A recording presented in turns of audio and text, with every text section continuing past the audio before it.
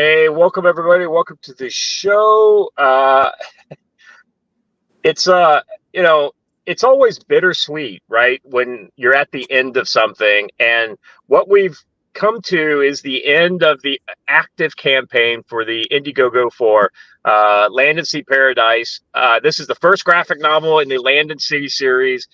Blaine has been carrying the torch for all the fans with his novels, and so Brent, you were foolish enough to give me the ability to carry the graphic novel torch into the visual medium.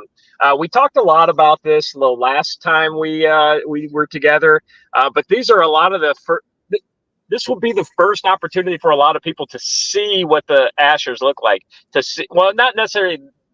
They've seen some of the covers, but kind of deeper into like the operations and to see what the uniforms and the weapons and the bad guys, what they actually look like, right? So that's one of the exciting things about this visual storytelling medium. Brent, I want to hand it off to you. Looking back on the 60 days of this campaign, what's your thoughts? Really excited, happy with the way everything kind of came together. Super excited to see Doug's artwork on this one. It's so cool to see it brought to life like I hoped it would. Yeah. Kind of, Blaine and I were geeking out, behind the scenes, like, oh man, this is so cool. Part of me, like, man, I like the plan of trying to like coordinate when the graphic novel would release alongside various novels. Obviously, that's an ever fluid kind of a thing, but I just love the fact that we're pulling this off in so many ways that other companies can't even come close. So yeah, this is awesome. Yeah, I agree. I mean, it's definitely a unique kind of situation, and we've just got the right team has come together to make this happen. And Blaine, I mean, this is one of those kind of things where you literally are handing off the story torch, right, to a new creative team, right? I mean, I just happen to be on the half of that creative team that's kind of carrying the torch for Hawaii, right? But just kind of from the standpoint of kind of handing that baby off to other creators, how do you feel about that? I mean, is there any kind of trepidation in that? I mean, I hope I've done well, but. Not really. It all depends on how you do it, and we've seen it done poorly. And I don't want to criticize any particular IP out there, but I've seen it done poorly in the past. And having seen it done poorly, it gives us a good incentive to do it right.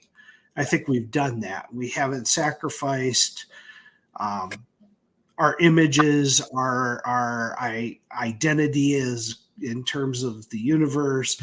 We didn't break anything in doing this. We didn't do stuff that just really looked like we were just pimping it out there for somebody and saying, here, for $1,000, you can buy the rights to do a graphic novel and we'll see when it's done. This is something we've been collaborative with. And I think that's kind of the key to all of this. Is you've got to be collaborative. And you got to protect the IP. You just have to. Yeah, for me, the thing that really kind of surprised me was, and I think, part of it is because this was really my first opportunity to collaborate with somebody where I wasn't just kind of making things out of whole cloth, right? Like a clean sheet writing is way easier than when you've got, guardrails up, because you're not sure, early on where those guardrails are. And so for me, one of the biggest problems I had early on was trying to getting my head around, like, okay, how much freedom do I have? How much, and there were questions, and some of them were legitimate. I think, like, okay, well, exactly how tall are these things, or how much do they weigh, or, can this happen? Can that happen? Is this, so there's that kind of stuff. But there is the more kind of, well, like what's going on? What are these kind of bigger kind of questions? And, Brent, I want to give you full credit that I was not expecting the amount of creative freedom that you gave me. And that was one of the things that I had to kind of wrap my head around. And it was, because I was ready to be fairly slavish to Blaine's original story treatment at first. But then, you had me embrace those ideas. I mean, what kind of talk about you turning over that creative spark to some of these, whether they're artists or writers, because I know the world's getting ready to get bigger with the addition of different novelists and things like that. And, I hope I can help be part of bringing other comic creator teams in to kind of expand this world too. So just kind of talk about that freedom that you give your creatives. Definitely. It's been a lot of fun, kind of actually to see you come into that. Because Blaine and I, we have worked collaboratively for years, so we had a pretty good feel for the way we wanted it to go. But it was funny watching you come in, and once you realized just how much rope you had to play with, I think you got a little nervous because you're like, "Wow, that's not quite what I was expecting." But yeah, we wanted to build a creative team where it was synergistic. We Yeah. wanted to be able to play off of each other, to really build upon stuff. And, it's so funny because especially within the comic world, we have seen so many storylines just dip a toe in and stay really shallow on storytelling and just try to get by on really good looking art. But it is amazing when you have somebody who is willing to really roll up their sleeves and dig into the story and tell a really good story utilizing comics for that wonderful medium that it is to bring something to life. That's that lightning in the bottle that I was really, really hoping we would achieve. And I'm so glad to see the way it kind of worked out. Yeah.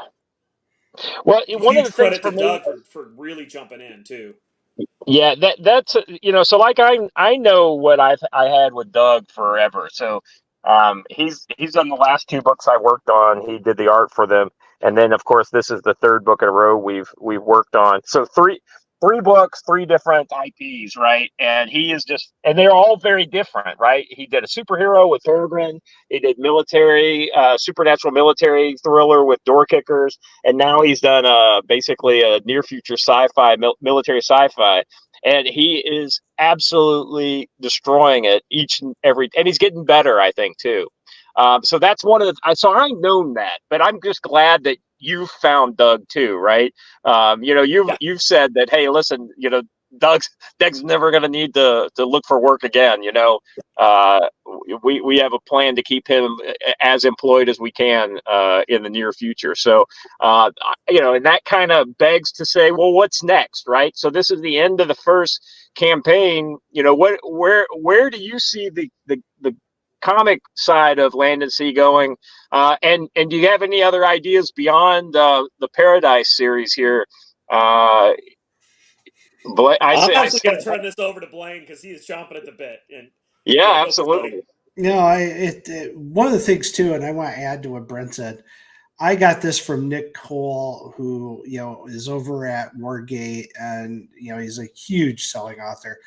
And when I had finished my first book for the Galaxy's Edge series, which will be out in a couple months, it's a mech book set in the Galaxy's Edge. He said, look, what you figured out is the key to doing this, which is don't change the canon, add to it. And that's kind of the mantra, which is if you were changing something in the universe, we would have a major problem with it. What you did is add to the universe, and that's what the fans want. They don't want you changing stuff. And we've seen this with Marvel and DC. They are constantly mucking with their own canon to the point where canon no longer really has any meaning. And I think that's why Eric July is so successful. In terms of other areas where conflict is going to take place, I'm literally only 3 chapters away from finishing the rewrite on book 8 of this. And there's a reference in book 8 that sets the stage, much like we did with Hawaii for Puerto Rico. And a lot of people don't know it, but the Atomic Energy Commission under the Department of Energy has a secret gamma radiation lab in the middle of Puerto Rico where they are testing gamma rays on soil and the rainforest. Oh, interesting. And it's a real thing. I mean, it's like you can go Google Gamma Lab, Department of Energy, Puerto Rico, and you'll pull up the page on it and stuff. And I've just set the stage, very basic, for there's some shit going down in Puerto Rico where we're going to have to get hundreds of people out of there who are actually in kind of a protected area. And we're going to find out a little bit more why the aliens haven't been attacking that facility. So the groundwork has been laid at that level to go down another path on another island, which is kind of cool. Yeah, that's really cool. And every time you get a new artist involved in the project, you get a different take on the kind of established gear, right? It's and so I'm looking forward just to see how other creative teams handle comic style stuff. What I would love is for every month a new Land and Sea comic coming out. Maybe it's not the same team. Maybe each series is only updating 3-4 times a year, but if you've got 3 different series going on doing 4 times a year, then that's every month a Land and Sea comic that people could get access to. So Yeah, that it would was be an funny you awesome asked place me to where be. I saw this going, and I pointed this out right from the beginning. The Paradise series is going to be at least 3, if not 4, issues long.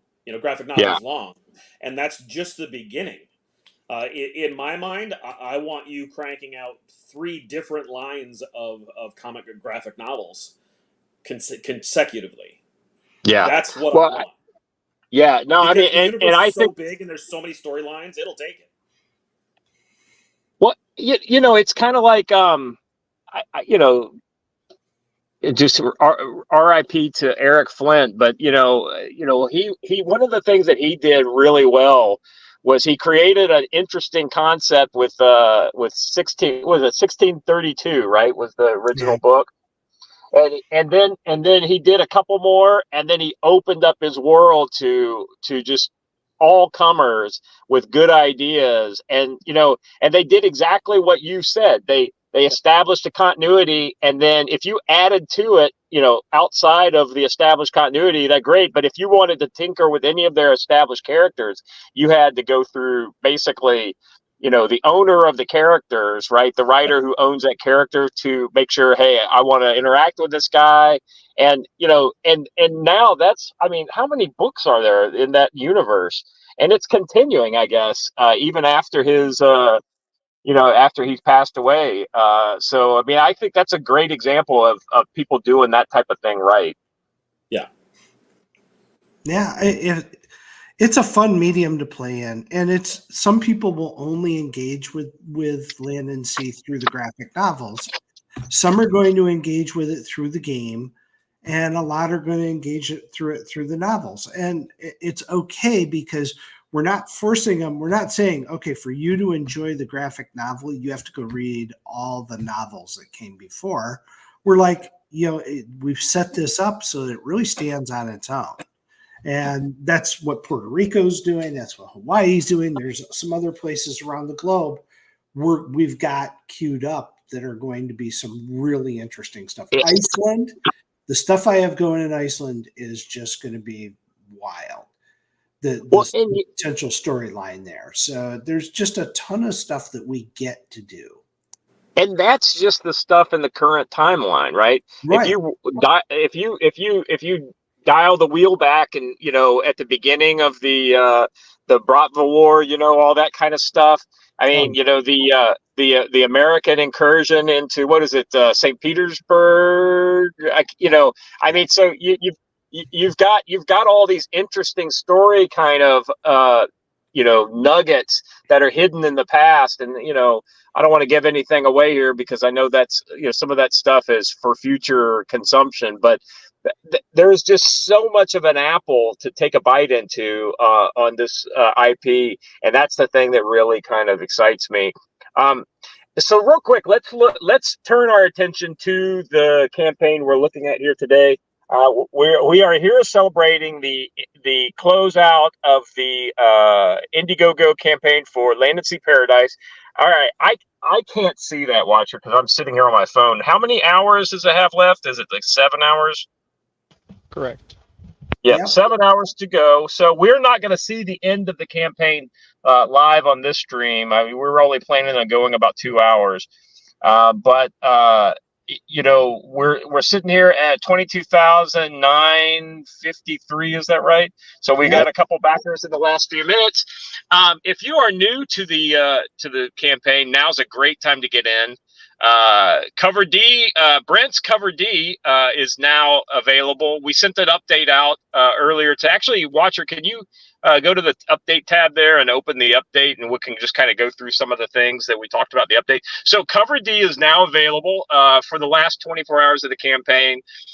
If you want Cover D, get it now, because essentially when I eat dinner tonight, right after I eat dinner, I'm going to go onto the campaign page, because we will have ended by then, and I'm going to turn off Cover D. So you have until I eat dinner tonight and I'm in South Korea, so my dinner is like your breakfast. So you have essentially till tomorrow morning to get in on Cover D. That's the only time limited thing right now. Let's go down a little bit. So we've been really knocking into these stretch goals. Here is the 20K stretch poster by Xevious. Little beach action, for our honey badger here. Really interesting, striking image. In a way, it kind of reminds me a little bit of what you did with the Cover D. That kind of the silhouette with the background, the negative space. Xevious is a great artist that I've worked with on several projects. He even did my logo for Future Conflict. So special place in my heart from him, and just kind of love what he did here. I think this is a great image. It'll be a 11 by 17 poster, and if you order anything, you get this poster. So every order gets one of these for free. Let's see, going down a little further here.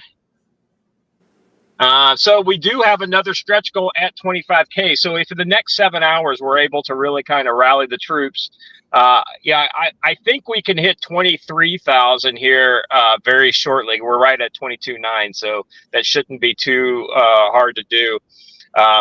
But that means we're only 2,000 away from the 25K stretch goal.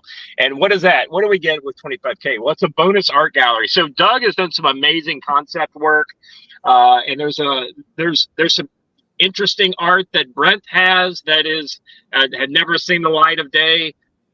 So what we're going to do is we've collected some of that, and we're going to put that together in a kind of a behind the scenes bonus art gallery. So not just for the comic, but for the greater Land Sea universe. And I'll probably get Brent. I'll ask Brent real nicely if he'll write a little bit about that and just kind of give you an overview of the art behind. Brent, I could see an art book, a Land and Sea art book easily. Like a coffee table style book. Oh, absolutely.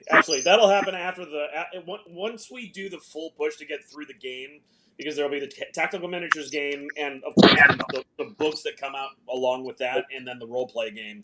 By the time we do that, and that's going to be a very compressed period of time, we will have a pretty massive body of artwork to be showing and helping people see, to know what the universe looks like and flesh that out for them. So with this $25,000 art gallery, I plan on pulling out all the stops.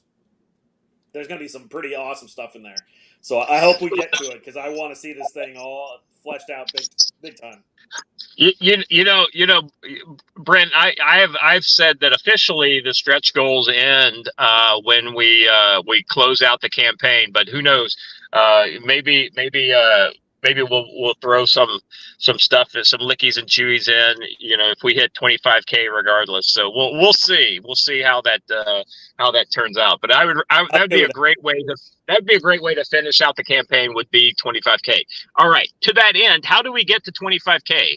Well, the way we get to 25K is for you guys who have already backed it to grab the link.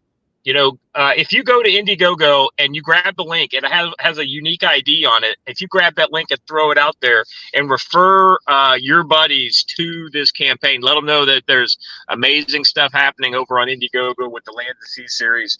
and point them to this live stream. I mean, even if we're They done, can get in for as little as $1. yeah, that's exactly right. So the last thing I wanted to talk about actually on the kind of things that are available, well, actually there's two things, right? We have the mini, that was the next thing under, I think, stretch goals, is we've got the mini that is still available now. Okay, so is this mini only available with this campaign? No, the answer is no. But if you get it through this campaign, it will have packaging that will let you know that that's where you got it. And the only people who are going to get that packaging, it'll be a little sticker. It'll be It is currently the only place that you can get this miniature.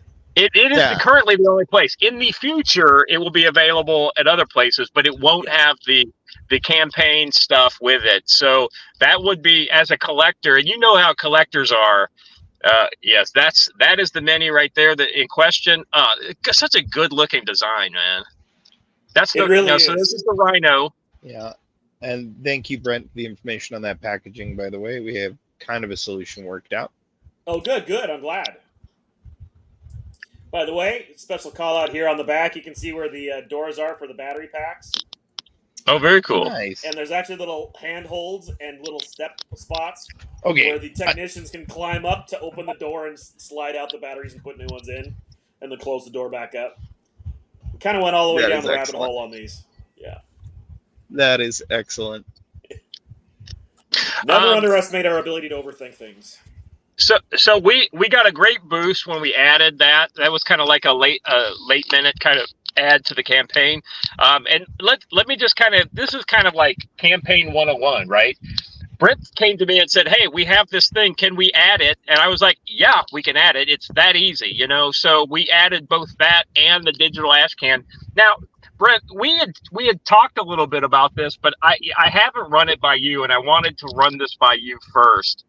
I think that it's really, I appreciate people who came and gave us the $1 for the digital ash can. They want to read it, they want to see what it looks like, and then maybe they'll come back and back it. But I'm telling you, I think we need to give something back to the folks who were early adopters, who really came through the door to help us out. I'm thinking we send the digital ash can here. It'll probably be ready to send out in about a week. I think we send that digital ash can out to every backer who backed the book. Totally. Okay, so That's so the he's, hard. yeah, as long exactly as they right. know it's just the first 27 pages. It's not the whole shooting match. Yeah. It's black and white. It's the first. It's only the kind of the first half. And we have a little teaser for action later in the book. A great splash page that Doug just turned in. So if I had access to my computer, I would be sharing that right now. But so he just turned that in, and essentially it's a fight on a beach that you may have seen earlier in the story. So needless to say, it's got one of those very bossy bad guys in it as well. It's just he's a real pain, especially if you're Falto. You probably don't have good feelings towards him either. Yes, one of those. So we get to see the first kind of actual combat with a boss in the story if you're curious. And so that's what the teaser will be teasing. It's interesting that the bosses are strong guys, but they've got some interesting weaknesses that we've seen in the novels. Blaine, when you're thinking of like how to represent these guys, I mean, I know the game is part of that, right? But what are some of the kind of considerations you go through in like coming up with strengths and weaknesses for some of these bad guys? Because the different bad guys, different weaknesses, right? Well, yeah, and when you're dealing with a biologically engineered life form, they always are designed for a very specific mission. And the bosses are not, a lot of people are like, oh, they're anti-Asher. Not really. They were designed to be able to navigate where humans go. Things like stairs and doors, and they're bipedal, and that's a rarity with the aliens. So in the new book, I'm introducing another bipedal species that's an anti-Asher creation. That's what it's designed for, because the aliens, as much as we're adopting, I think one of the tropes I hate about sci-fi is we meet the aliens, we adapt, and then we beat them. Well, it doesn't work that way in our universe. We adapt, and then the aliens adapt. And so it's a constant back and forth with adaptivity that makes things interesting. But we adapt with our technology, which is mechanically and physically based, chemically based. Theirs is more chemical and biological in nature, and that makes it very interesting what you can do. And so a lot of thought goes into those creatures and what they do and how they do it. Yeah, one of the first things we ever designed was the creatures, the races. What is their technology? What are the parameters of those? And what's funny is that when mankind sees them at the end of Splashdown, mankind doesn't realize that they've actually already been adapting and adjusting for 5 years in anticipation of attacking us. But they'd never actually.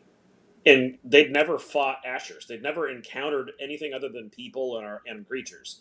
So when when the big boss at the end of Splashdown takes on Rickenberg, and they go toe to toe, that was actually the very first time that the aliens had ever tested what they had created against Ashers. They really were very much. This is a combat troop to deal with man. Well, and coming from an area of high pressure, deep down in the ocean, anything that they send up, that came from down there is going to be armored, just because you would need to, because of the pressure differential, right? Right. So that made them kind of pretty tough just from the outset. But like you said, Blaine, an anti-Asher bioform would be even more nuts. And we've seen some other interesting, in the later books, we've seen some other interesting types. So any hints on things to come in future and upcoming books? Any All I can tell you is there's some really interesting, first of all, this next trilogy, in terms of the novels, it really hangs as a trilogy. So you're not going to get to what I call a conclusion at the end of each of the first 2 books. You really get to the conclusion at the end. It's not the end of the war. It is a continuation of the war. We're going to lose some characters along the way, which is always brutal. And we're going to gain some things along the way. There's some real surprises that I think are going to catch everyone off guard. And when I say everyone, I mean everyone. I don't think, and Brent owes me edits on the threat assessment before he gets to read this. Actually was working on those right up until the time we started going. So yeah. Good. Because I got to tell you, I'm only 3 chapters away from finishing.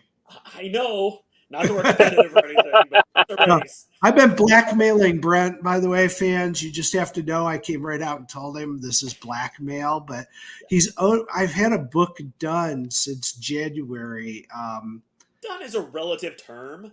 It's a relative term. It was ready. It's been in his inbox a long time, and it's like, look, just get the damn thing done so I can finish. I can get your edits to it. So I've been holding off on book 8. He doesn't get book 8 until he gives me the threat assessment. Yep.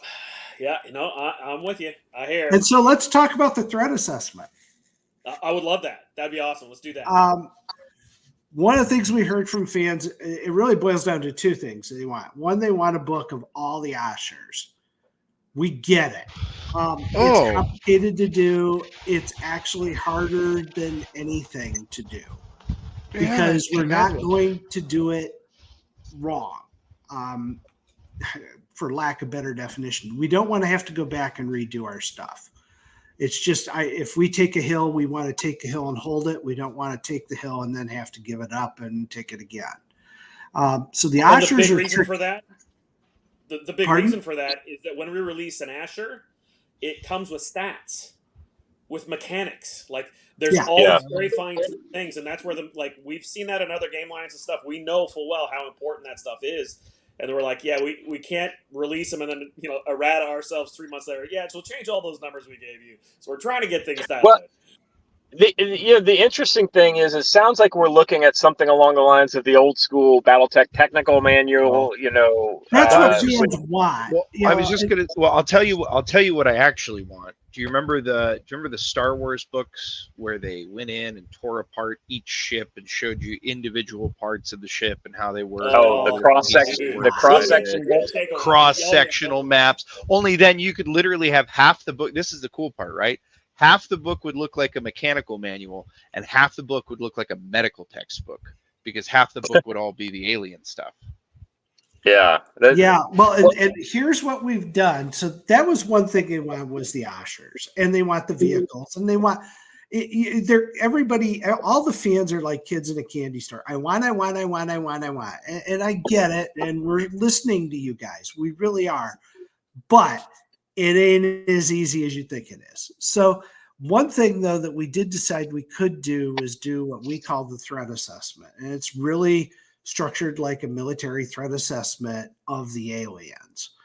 And it's a book that will have the artwork, finished artwork, which a lot of it you guys haven't even seen, okay, for these aliens, as well as eyewitness accounts of them, as well as detailing their known strengths and weaknesses.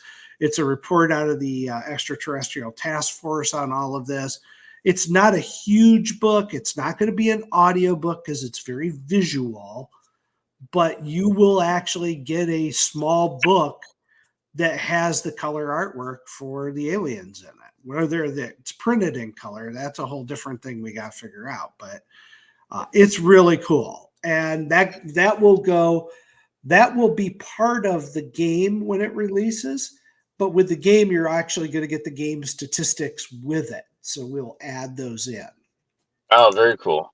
So it will be kind of a technical manual a little bit, but it'll also be a kind of a xenobiology kind of text, and with narrative. Yeah, it's like a government report on the aliens up through the first trilogy or so, where you're like, okay, what am I up against here? Yeah, it's cool.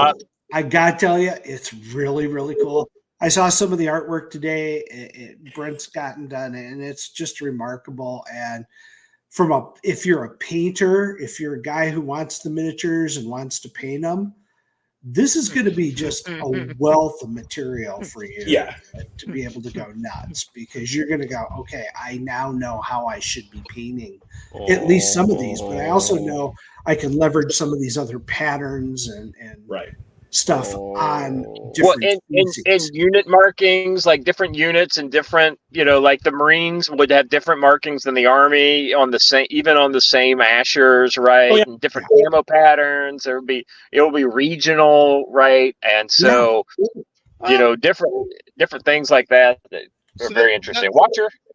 Yeah, that just brought up an interesting thought for me. Scott actually just made me think of this.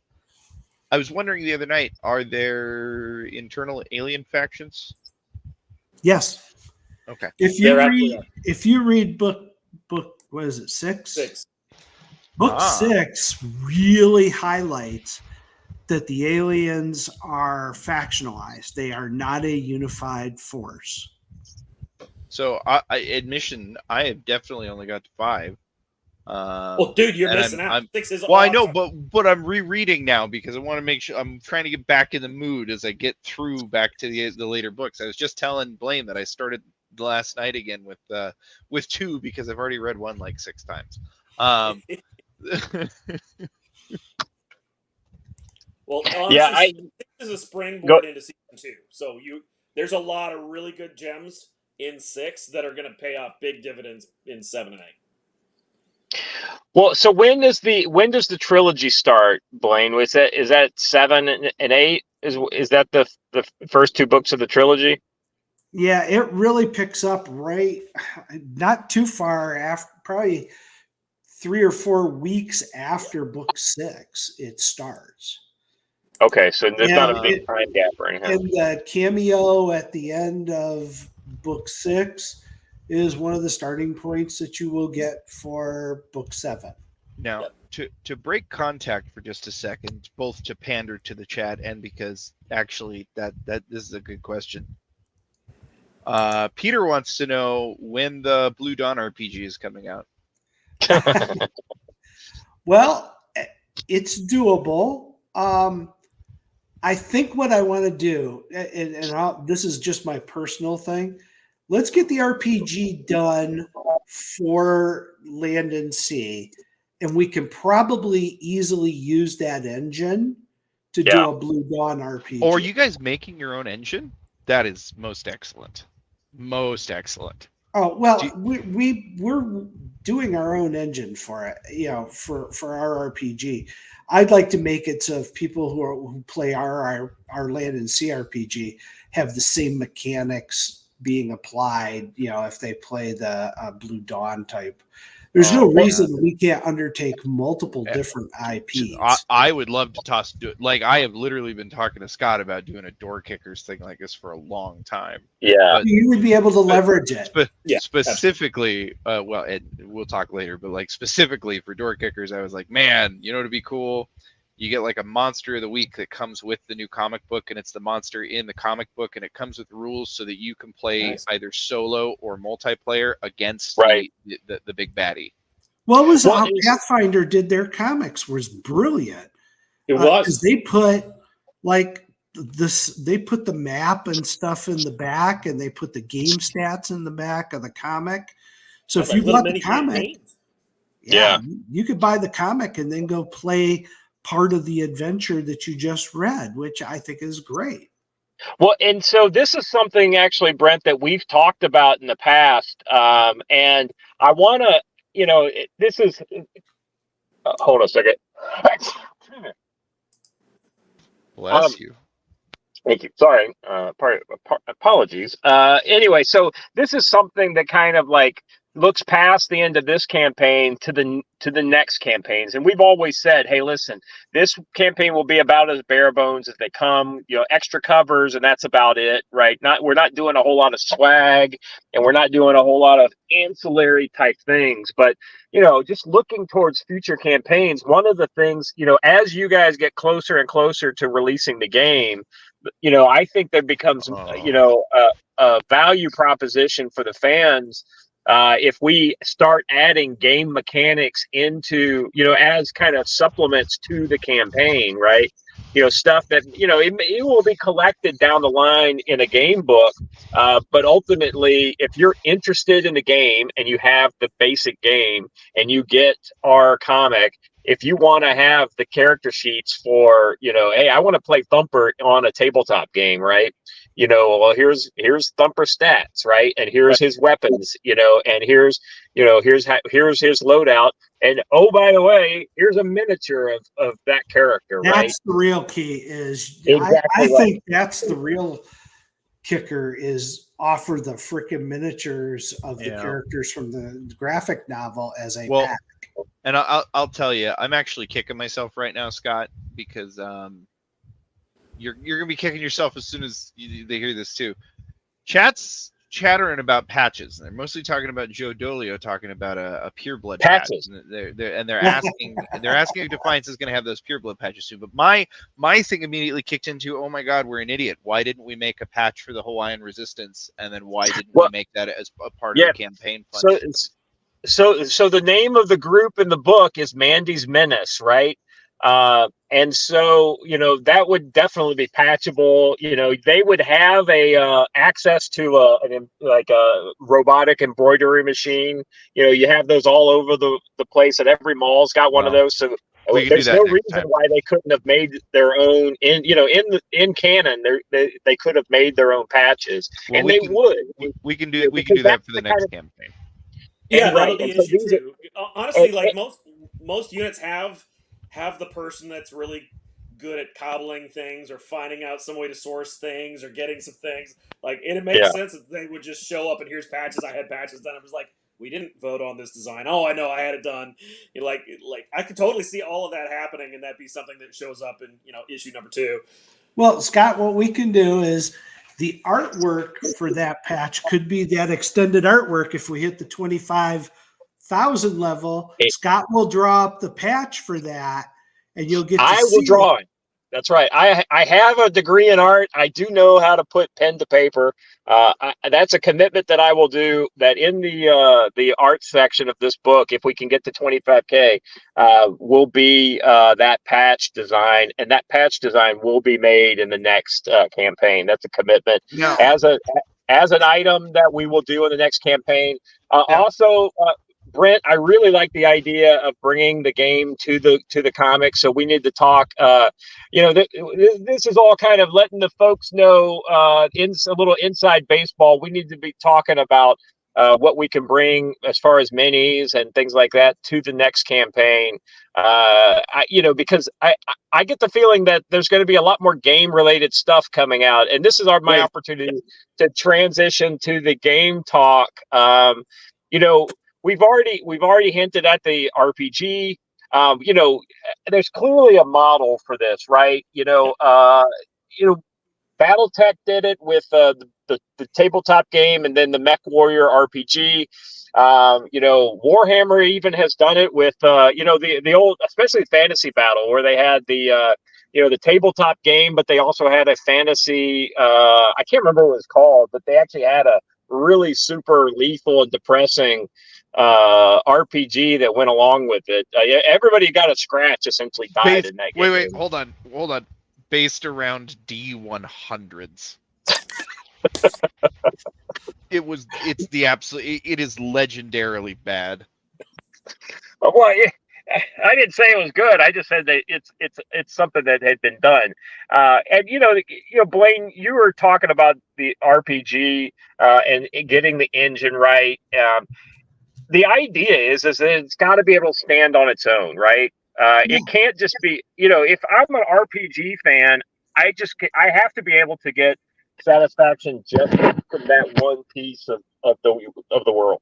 If that's all I want to do, it can't be one of these kind of tack on, afterthoughts. And the thing, Brent, that you've been talking me through is how if you could essentially play the RPG and then literally go into a tabletop version, kind of go transition to the tabletop, so they literally plug into each other. And the mechanics are the same. Yeah, I love that idea. You want to talk a little bit more about that and what your vision for the game is? I know we've talked about this in the past, but I think it's worth crossing this territory again. Sure, yeah, and one of the quickest ways to bring it to life to the people that have read the novels, fans of the novels, that they're fans of Land and Sea at this point. For those of you that saw the way Blaine handled a wide cast of characters through the opening trilogy, and then in Flotsam of War gave you a whole new additional spread of character types and things. All of that was to help people kind of get the sense of, there are a lot of types of characters to interact with in this universe. So when it comes to being like a role-play gamers love to take an amazing variety of character types and then run amok in the universe as a sandbox. And so when it comes to the tactical miniatures game, most of that's going to be a mindset of players who enjoy playing military tactics. That may not necessarily be what a role-play gamer wants. A role-play gamer may want to be the mechanic, may want to be the people running around down the street, like running for their lives. Like, there's so many different ways to interact with this universe.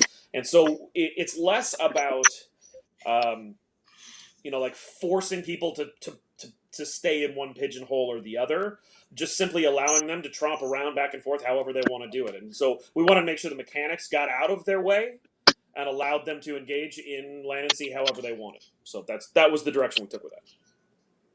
Blaine, you want to do that in a more coherent, wordsmithy way? No, you hit it perfectly. I don't have anything to add. I mean, a lot of people that use the Mech Warrior RPG are just trying to create all the characters for their unit, and that's an acceptable way to use our RPG when it's out, if that's what you want to do. But I think it would be just as much fun to roll up, characters that are just average everyday citizens who are, who don't have military skills per se, that are forced to kind of come together and survive during the invasion. And you'll be able to play during the invasion. You can play, after the invasion. And, sometimes it's going to get interesting. Yeah, if you're one of the con men hobos in L.A. that are part of what's his name? I forgot the guy's name. Fulton's Cutthroats. Yeah, if you're one of, but if you're not like a fighter, but you're more of a kind of a talker kind of character, right? You're not going to find a whole lot of roles for that guy on the tabletop version of the game that's really focused on kinetic warfare, right? But that's where a character like that comes alive. Like if anybody ever played Shadowrun, right? Or Cyberpunk's another good one. The solos were always a lot of fun, but ultimately you need the talker, you need that fixer, you need that kind of guy who can kind of go between worlds, and to kind of carry the action from scene to scene in a role playing game, right? You needed the guy who had in D&D, you needed the bard or that character with the charisma that could interact with, to get the information you need in the town in order to get to the dungeon, right? And so I really love the idea, Blaine, of having a kind of a broader scope of story available if you play the RPG versus just flashing out the kinetic military units and things like that. I mean, clearly you could play either way if you want, but just having those options in a world that's consistent, Brett, that's chef kiss right there, my friend, when it comes to gaming. Well, and it's funny because like even you think about Ratchet's Run, Coyote, the character, none of that would have been possible if they didn't have some guy just wheeling and dealing in the black market and giving, like, he's not combat capable. You're not going to roll dice and have him go attack things, but he was totally important for the whole thing. And he was honestly one of the most colorful characters of the lot. He was the Don Rickles character from Kelly's Heroes. He was the guy that was like, I'm going in because I don't trust you guys. Yeah. Don Rickles is exactly what I thought of. Yeah, Kelly's. The interesting thing, Kelly's Heroes, in so many ways, absolutely could be like, that's one of those movies that you say, I could see this being a module in an RPG setting, right? There's certain movies that would work that way, and there are certain ones that can't. But the whole party aspect. Scott, I got to interrupt you for just a second. This is important. Go ahead. So we did just hit a milestone, maybe not the one we were hoping for, but one nonetheless. We have now crossed over the $23,000 threshold. Yay! Thank you. Oh, awesome! Awesome. Where are we at? What's the total? What's the $23,024? Very, very cool. Very cool. I appreciate absolutely everybody in the chat that helped make this happen. Guys, we know that this has a good fan base because we see the sales of the novels and we see the interest that you're getting, Brent. Just real quick, we've been talking about games, right? Talk about kind of connecting the fan base and kind of bringing them. Okay, so you found this part. Now let me tell you about this part. And sometimes that can be frustrating because some people don't want to come over to the other thing, but sometimes it's magical, right? So just kind of talk a bit about that, connecting the fan base within this universe. Sure. And it's interesting to kind of note how fans tend to jump into something. One of the reasons why we started with the novels first is because the truth is the universe is what's going to hook people, and people that engage and stick with something where they know the stories and the characters and stuff will last quite a bit longer than people that came in through a game or came in usually through like an individual comic issue, things like that. So that was pretty normal. But one of the things through Blaine and I have well over 50 years worth of industry knowledge of working within gaming, novels, like so many aspects of things that overlap. And you realize most people don't want to overlap. Most people like their specific vehicle for entertainment, for escapism, for whatever it is that they're looking for. And so, Right. like most comic book artists, they don't want to go pick up a novel. That's not their thing. Their thing is comics. Most novelists, they don't want they want 800 pages of goodness. They don't want to wait for 24 pages. Like, no, give it to me all at once. Like, everybody has their own flavor that they like. And the truth is, we want to make Land and Sea accessible to everybody. But one of the things that we had noticed is that whenever an intellectual property, an IP, can release products simultaneously in 3 or more markets, there's a lightning in a bottle effect. That basically, people that are not connected to it, that don't have exposure to it, that may have seen it but never dipped their toe in, they see it in enough unconnected places that they're like, wow, that must be really cool because it seems to be really popular. Like, there's a lot of, I see that here, I see that over here, I see that over there. I need to check that out. And so you'll see little bumps of explosions in numbers of people buying, interacting, like joining the forums, joining the fan groups, things like that. You'll see them kind of like leapfrog in steps. It's not usually a trickle of ones and twos. It's usually a bump and then a bump and then a bump. And so as you continue to keep those lines co-releasing side by side, when we release the game, I guarantee you're going to see a spike in novels, in graphic novel sales. When this hits like literally, you have graphic novels in fans' clutches, we are going to see a bump on the novel side. So there's going to be those things where you just see success on one actually multiply success on the other channels. And so as we get 2 or 3 or more of those legs all going side by side where they're dropping along each other, what you'll see within social media particularly is that people are talking about one, and all the algorithms are going to say, oh, you're talking about Land and Sea. Well, that Land and Sea is also over here. That Land and Sea is also over here. And it won't matter that one's talking about a comic or a novel or a game. They're going to overlap. And that's ultimately where we build community. Yeah, building community has been a big theme in a lot of the endeavors that I've been in part of. Recently, just to plug my channel here, Future Conflict is all about kind of conflict in the world, what's happening now, and where it's happening in the future. Blaine has been part of many of those discussions. It kind of also discusses his Blue Dawn book a little bit, but. Speaking of conflict, it's a little Asher on boss action there. Building communities is something we've been talking about.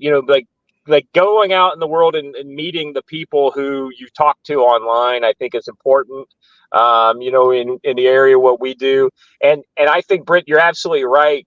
Building these kind of online communities. Have been really important to video games. I know, Watcher, you've talked about that in the past, the whole idea of community managers being really key to kind of fostering and tending that garden, within the community. Real quick, I want to bring you into this, Watcher, talking about from the standpoint of what do these communities look at? Because community means more than just like two people interacting about Land and Sea. I mean, it's like guys like Watcher have a game store, providing a place like a in the world locale that people can come and see the miniatures and to play the game and to potentially interact with the other things. Watcher, what's your take on that? Well, it's interesting. I've been thinking about it recently, but less so from a point of expertise and more from a point of, okay, well, I'm not sure how we do this portion, which is I'm actually pretty well versed with how to manage online communities and how to build and grow online communities. I'm not super well versed in how you transfer that, right? Like, I could probably get you a Discord full of people who wanted to play Land and Sea together and would be able to do so through digital means and all kinds of stuff. I have no way how I then go, hey, take this to your local game store and get people to come play it with you. That's my question mark part of the 3-step plan. Incentive. Go ahead, Brent. If we incentivize things properly, the right incentives will get the fans to come out and do a lot of that work for us. Because they want to be our biggest evangelists. They want to grow the group. So Brent, I don't want to be that tiresome fan who asks you when is X going to happen, right? Because we already heard, right? We got an answer last time about well, roughly. But Ballpark. I'm more interested in the staging, right? Like, so for instance, we know a game is coming, right? So just lay a map out for me, because in order to get people to come into the stores, there have to be games in the stores, right? There have to be minis that are available. That's what is really going to start building that critical mass that gets people, coming in to see, they come in to buy a Warhammer miniature, but then they see these cool Land and Sea miniatures, and they're like, well, what's this? Oh, and then Watcher is able to hand his new customer one of the comics and say, oh, it's the tabletop miniature game for this comic. Oh, there's a comic? What else is there? Oh, well, there's also Blaine's novel here. Here's an autographed copy that I got from Blaine, And so all of a sudden, a simple person coming in to buy a Warhammer miniature now has 3 different vectors for the disease of Land and Sea to infect their brain and to erode their wallet, right?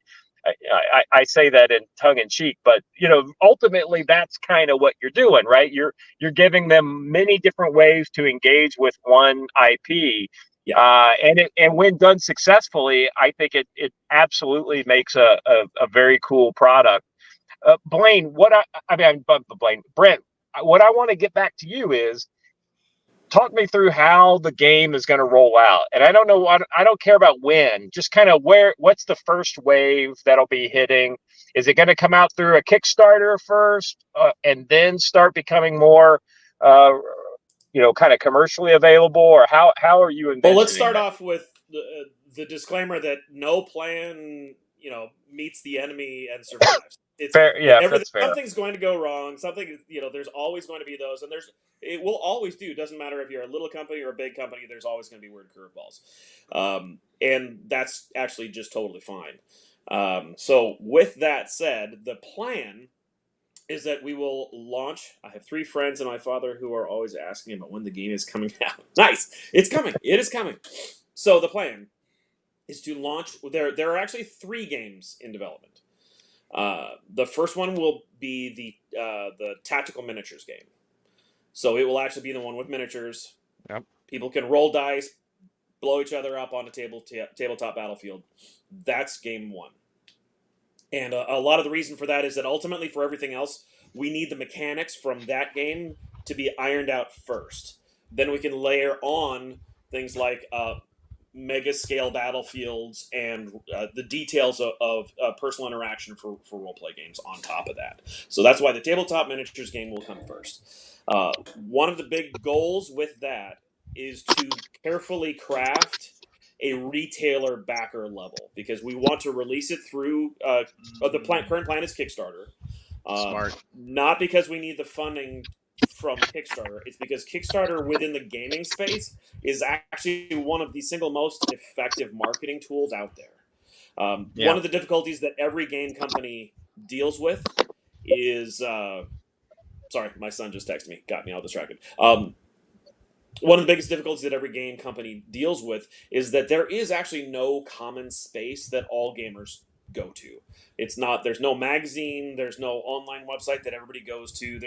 Everybody is spread out in all their various little corners, and they don't do any crossing. The only places that they really cross are conventions, which is why a lot of game companies, honestly, they're lost leaders. They're putting out huge amounts of money to get branding and signage and promotions and exposure demos and all that kind of stuff, just in the hands of and ultimately in front of the eyes of new players, potential players. So that's the general direction of how games are rolled out. So we want to create a really cool retailer level for brick and mortar stores like Watchers, where they can not only get stuff early so that you can put it out in stores, you can begin promoting the products that you're getting, and then those, all those photos, those experiences, those events that you're doing in those stores, that is the fodder for all the social media that will happen next, where everybody will actually be incentivized to post your stuff here, talk about your events, what worked, what didn't, help the community all join in online, because a lot of gamers are very spread out. In fact, there's a big percentage of gamers that are actually not anywhere near other gamers. We live in very big countries, some of us, and spacing is a thing. So being able to interact online is a really, really good, healthy thing, especially when you are rolling out and launching and building a game universe in the real world. So, Well, once you get that first version of the game out, that just opens a whole lot of doors. Now, were you thinking about kind of like a free to play kind of like very minimal version of the game that one just to kind of get the rules out there early on?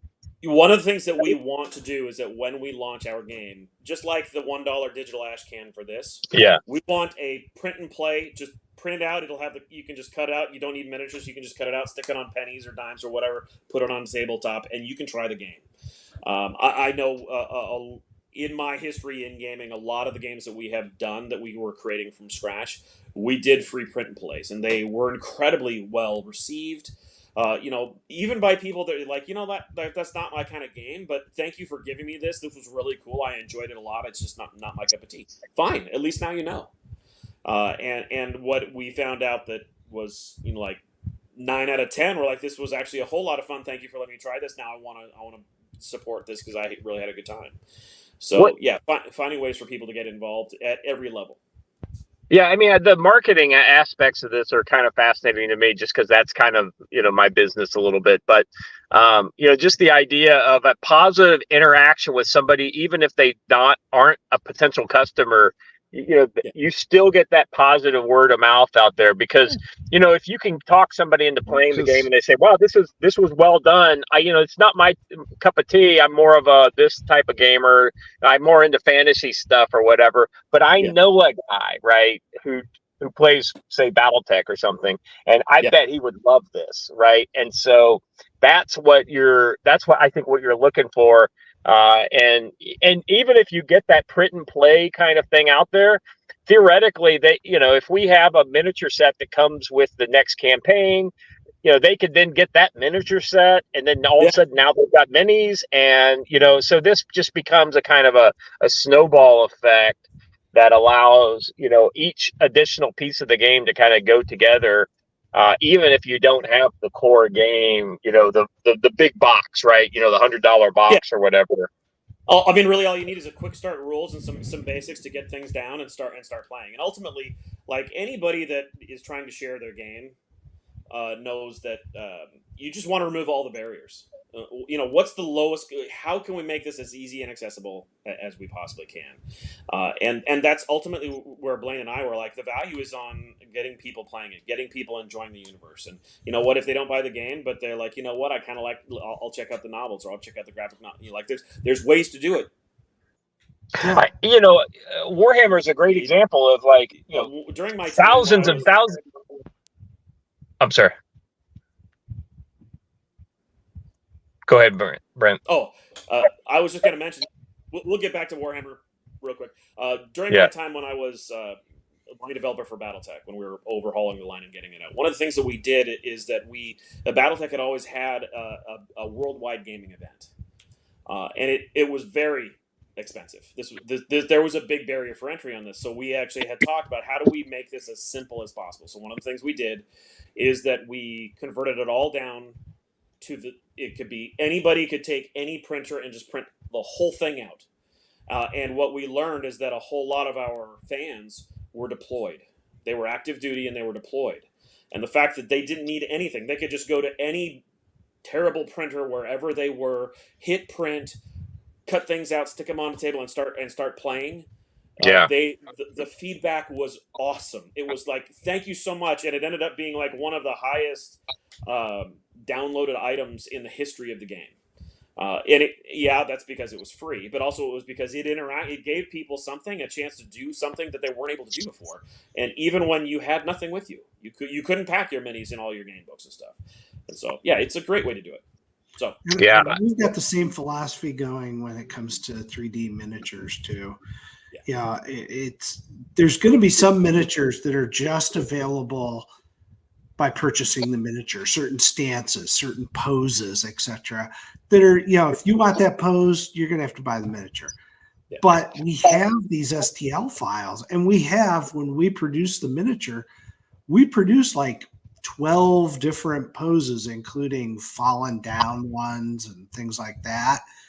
And, we're going to be very, I would say, 3D printer friendly rather than 3D printer hostile. And we've seen this with a lot of IPs out there. I'm not going to rake any of them, but they send out cease and desist letters. And the only people making money at that point are the lawyers.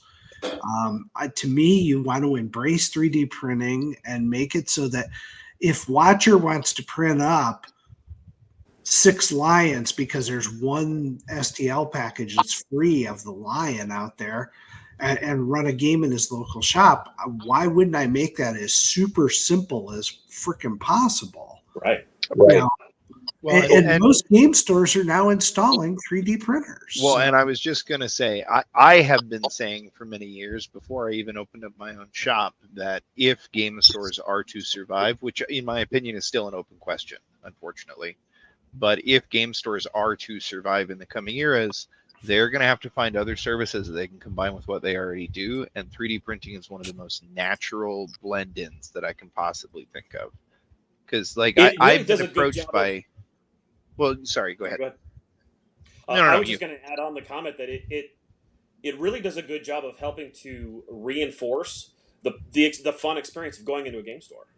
I mean, like Watcher, literally, let's say you run an event, a Land Sea event, and you just print off 25 extra, lions in your shop, and you give those away as participation prizes. Everybody that comes to play is walking out with a new miniature. Yep. And it didn't cost you an arm and a leg. Yeah, I do this pretty consistently, actually, and there's so many synergies here.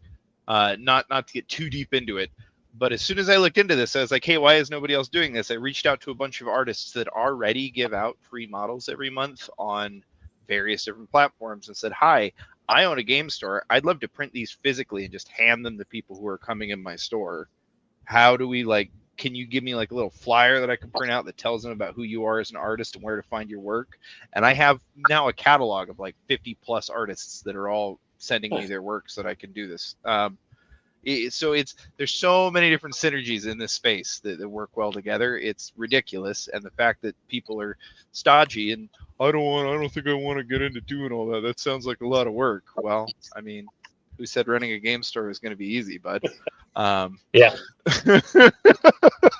I don't know what to tell you. It's not all Snickers bars and Mountain Dew, Well, yeah, and particularly in this case with 3D printers and resin printers in particular, what a lot of people don't realize, because the industry is trying to downplay it a lot, is that resin is incredibly toxic. Not a little bit toxic, super, super toxic when it's in its liquid form before it's cured. Once it's cured, it's relatively safe so long as you're not sanding it and breathing in the sanded particles. But in its liquid form, you should not be dealing with it unless you know what you're doing and you're wearing proper protective equipment and can ventilate the area, which most gamers at home can't properly do. Even if they have a 3D printer, they're probably just got it set up on their desk next to them in their office, inhaling the fumes the whole time, because instead of making proper safety equipment, the industry has decided we'll make the things that are really bad for you not smell as bad, which has been a great move. Well, I mean, it's safety is a crutch, my friend. What's really important is you get cool minis. No, I agree. But what I'm saying is that it gives an opportunity for a game store to say, hey, yeah, we are professional. We can do this on our own. It's not something where you want these toxic chemicals in your house. We have a set aside, commercial space where we could do this and have it well ventilated, and it's away from you. Not only that, but it's just kind of cool. You get to be like the wizard and conjure whatever the hell people want. I've had this happen where we have campaigns in the store, and just to show them appreciation, I listen in on what's happening in their campaign. And then the next week when they show up, I have a mini ready for whatever the hell they were doing and just hand it to the DM without saying anything. And people go absolutely ape over it. Well, I mean, clearly it's ideas like this, and this kind of leads me to my next question, Brent, is what I assume that you've got a pretty good network of game, like a retail kind of shops and things like that you're plugged into. What kind of feedback are you getting from retailers on, hey, this would be this would be the best way for us to be able to split the kind of the apple with you on this? What's your kind of take on that? With regard to retailers, from what I've heard, just as being in the industry, is that they want two things for the most part. Yes, they want to be able to get cool product that the people are going to want that will move off their shelves. But the other thing is they want to be able to promote the product. They want something that can work in a showcase, something that can, like a banner that'll hold on, that can work actually as an advertisement Yeah. signage on the wall. They Yeah. want to be able to do that. And what's interesting from the legal side of most licensed IPs and whatnot is that they can't release. Like, most game companies are like, I will just let me have the files. I'll go print them at my local print shop. But that's actually the biggest barrier, is that most of them aren't releasing files for that. They're not giving the store owners the chance to even do it themselves. And And so, and trying to one, I deny have that all they're the even side effects 3D printing getting at out of the way. all. Yeah. And many of them trying to deny that they're using 3D printing in their process at all, even though you can very clearly see layer lines in the finished product castings. It's Yes. glorious. It's hilarious to watch. Well, I Well, had yeah, somebody reach posters, out to me banners, today. signage, display ahead. cases. There's all kinds of things you can do. Blaine? Well, I had somebody reach out to me today, and they're like, "I want the miniatures because I'm going to come up with BattleTech stats for them." Okay, Okay. I don't All right. care. I like the subtle irony given my history with BattleTech, but realistically, if that's what you want to buy the miniatures for, knock yourself out, man. I applaud you. Make them. You'll have fun doing it. Hopefully you'll come back and get more. I think we've just got to reach a point in this industry where you got to embrace the new technology. If you're going to sit and fight it, it really just pisses off the BattleTech community or the Warhammer community. Every time that there's a wave of these cease and desist letters that come out, I see the venom online from the fans. And you don't want to give your fans reason to be able to vet unless it's something legitimate, and if you're telling people, well, we've shut down everybody on Etsy who can print these XYZ miniatures, well, it pisses people off. Even if they don't have a printer, they jump in and pile on. Right. Well, and you got to just be friendly to your fan base and say, look, our fan base could be everybody. We're not going to change our IP to fit social narratives and stuff like that. But if you want to play, we don't really care if you're showing up in a furry costume. Don't care what you dress like. Don't care what you believe in. As long as you just want to have some fun, sling some dice, and move some minis, that's our fan. Yeah. We don't need to address big social issues. We can just go out and have fun, because that's what gaming has always been about, is getting a group of people around a table who love the victory and all moan in the agony of defeat when one of the guys goes down. And that's just the nature of gaming. And why can't we just get back to that? Because I think what I've seen with D&D lately, with their new edition and some of this other crap and various IPs, they've ruined the gaming play. They've ruined the gaming effect.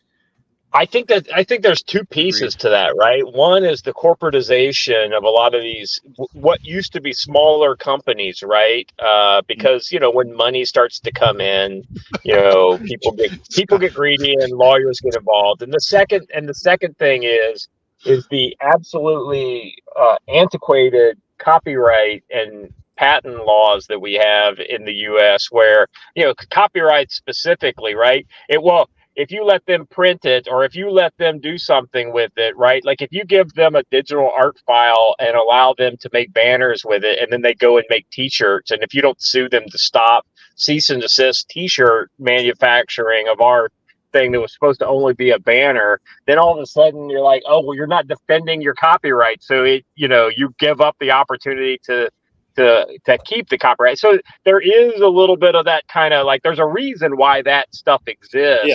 and a lot of people are gun shy on that, and this is the reason why this is the reason why corporations are evil, because they're not able to kind of think through the kind of this. They just have patent answers that the lawyers have given them. If somebody does something that is not within X, Y, or Z parameters, then it's cease and desist letters. We're going to sue you. We're going to do this. We're going to do that. Even though, there's no harm is being done when somebody prints a free T-shirt with your banner design on it, give away for free.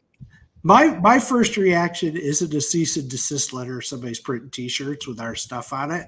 My thing is, send me some of your send me X% of your prop. Send me 5% of what you're making on it, and knock yourself out, buddy. Exactly right. My first thought is always, are they doing a good job with it? Yeah. Maybe we should hire them to do some T-shirts. Yeah, I mean, I just don't see fighting that crap. I think it's stupid. That's the other thing too, right? If your licensing agreement is fairly, painless. Yeah, well, not restrictive, right? If it's fairly painless and allows people to do things, gives them very kind of minimum standards, as long as they kind of just, hey, I don't want you to just, paint on, hand painted, whatever, that type of thing. Then you're able to like be agile. That's the problem. These corporations don't want to be agile. They just want to, it's cheaper just to say no, no, no, no, no all day long. And so I want to come back around and blow some sunshine up your ass, Brent, is what I like about your smaller organization is you're able to be more kind of, you just don't have the ability to chase down everybody. So you're coming up with agile, creative solutions to these new, 21st century problems that we have especially in that digital physical space. Yeah, I was kind of wondering if you were going to bring up when we did our contract, and you sent me the contract. I'm like, this is not nice enough to you. No, I want you making so much money off of making products for me that you never want to do anything else. So I rewrote I X stuff out, rewrote it like, no, you want this, you want this, you want this. This is what you should be getting. And I see here like, you realize you're giving me a lot of extra stuff, right? Yeah. Yes, I did. Well, it just, it's not to go over contract stuff in public, but you were very generous, and it's absolutely worth my while to do this with you, beyond any kind of ability to actually be part of this creative team and everything. So I just, let me give this out as a testimonial to anybody doing business with Brent in the world of Land and Sea. If you can get him to agree to work with you, you will enjoy the process, both from a business standpoint and a creative one. So absolutely, I endorse, recommend.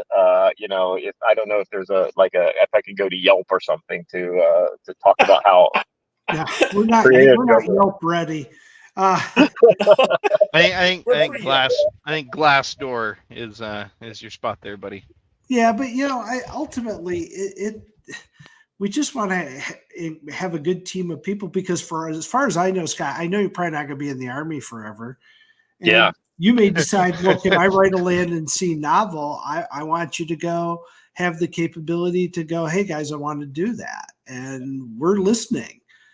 We've had a couple of writers reach out to us, and there's writers we've reached out to go, look, I think you might be a good fit here. And we're not telling them what to do. We're sending them the Writer's Bible and some of our definition documents, and we're like, you take a look at this and you tell me what stories you want to come up with. Yeah. Well, I won't lie. I've already started my my first Land and Sea short story. So good. There you go. But I have to finish the short story for Sibley's anthology first, though. So you better get moving on that. I know. I'm about 3 pages away from being done, so it's not a lot of pages. but that's the first draft, and then I got to rewrite. So yeah, it's about 15 pages. So it's, short stories are a finely tuned work of art. It's not like a novel where you have a lot of pages to do a lot of different things. It's fun. I just love it. It's a fun medium to play in. We've got so many different ways you can engage with Land and Sea. And yeah, and I'll tell fans out there, if you want to I had somebody reach out this weekend and go, can I write some fan fiction for the universe? And I'm like, knock yourself out. As long as it's not pornographic, I'm all right. I don't want to read Land and Sea porn. That's not my thing. And there's going to be crazies out there that do stuff that you just can't contain. Well, what is it? Rule 34, Rule 36 or something like that? How about we just leave that where it is? I mean, it's going to happen. How about we just leave that right where you found it? Hey, let's focus on the Indiegogo. Well, yeah, I want to come back to I want to come back to the campaign actually, because we're what are we at? 6 hours to go? Yeah. Well, 6 hours. It's about to roll over to 5 if I have the time. Yeah. Right. And we're still at here. Refresh it, or did you just refresh? I did just refresh it. Okay, so we're still at 23,024.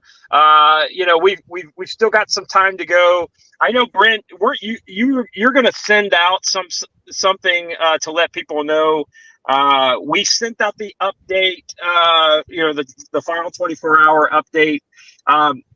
It's hard getting the word out sometimes.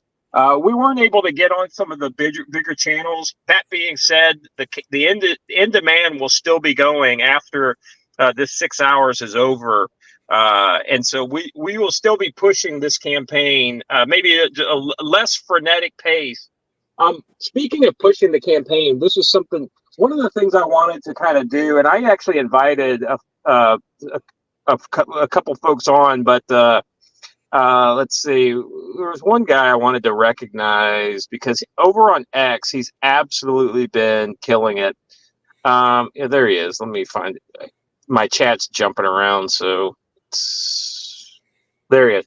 The R2D2 for life over on Twitter. I invited him to come on because that guy. I mean, Blaine, I know you've been pretty active on X, helping support the campaign, and. That guy is literally doing a tweet almost every day in support of the campaign. Yeah. Some days when instead of I would come in to make a tweet, and then I would see his. And I was like, oh well, his tweet's actually better than what I was going to put. And I honestly thought it was Watcher using a fake account. I'm not kidding. I thought that guy all along was just somebody that worked for you or worked with you that was doing that. Well, but that's what I was getting ready to say. Sometimes his tweet would be better than what I was going to do, and I would just retweet what he did, and his tweets were getting enough traction, couple thousand views and things like that. So it's fans like that just kind of like identify with the product, whatever it is, whether it's a miniature game or whether it's the novels or whether it's the graphic novels, and it does whatever it needs to do for that person. And then they say, hey, listen, one of the things I'm going to do is support this. And so he has done that. I invited him to come on the show, but he's got some family stuff going on. So I let him know that we'd be praying for him. But he's not going to be able to make it. But he's good people. And, I think it's great. That fans have actually engaged with this campaign in a way that they want to take their time to promote it. So just a thanks to anybody who's in the chat right now is probably in that category. Well, yeah, I had some fan today going, this looks like Exo Squad. And I'm like, yeah, it kind of does. And, and they're like, I loved Exo Squad. That was my favorite thing I watched when I was a kid. And it's like, you know what? Then re-embrace your childhood. We didn't rip them off. but you might as well embrace the things that you enjoy. And we just enjoy this. If we didn't enjoy it, we wouldn't be writing the books. We wouldn't be out there trying to get graphic novels out. We wouldn't be working on a game. If it was something that was a job and we were just slugs hired to do it, it wouldn't be any fun. We have fun. Well, this is a project. But Hey, it Scott, comes we've down. suddenly started to get feedback from you. All right. A lot of it. What's it sound like? Echoing. Let me dip and come back.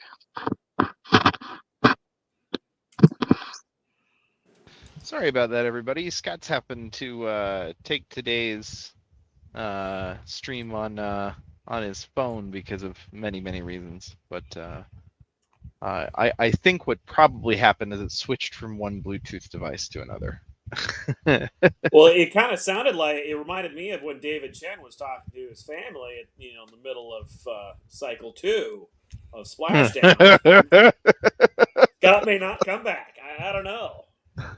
I sure hope he does. I have that thought a lot these days, though. Be prepared, man, because when book 7 and 8 and 9 come, it's going to rock everybody. Oh, here we go. I had so much fun helping him out with details for 7. I can't wait to see what happens in 8. 8's going to be a gut-wrenching on a lot of levels for fans. Scott, are you back with us? I think I'm back. Can you hear me? Right. Yep, and no echo. What were you going to say? Okay, great. No, go ahead. I wasn't going to say anything. No, we were just chatting. No, I heard Blaine's talking about 8. It's going to be gut wrenching. No spoilers, but man, I mean, let me ask you this. This is kind of writer to writer stuff.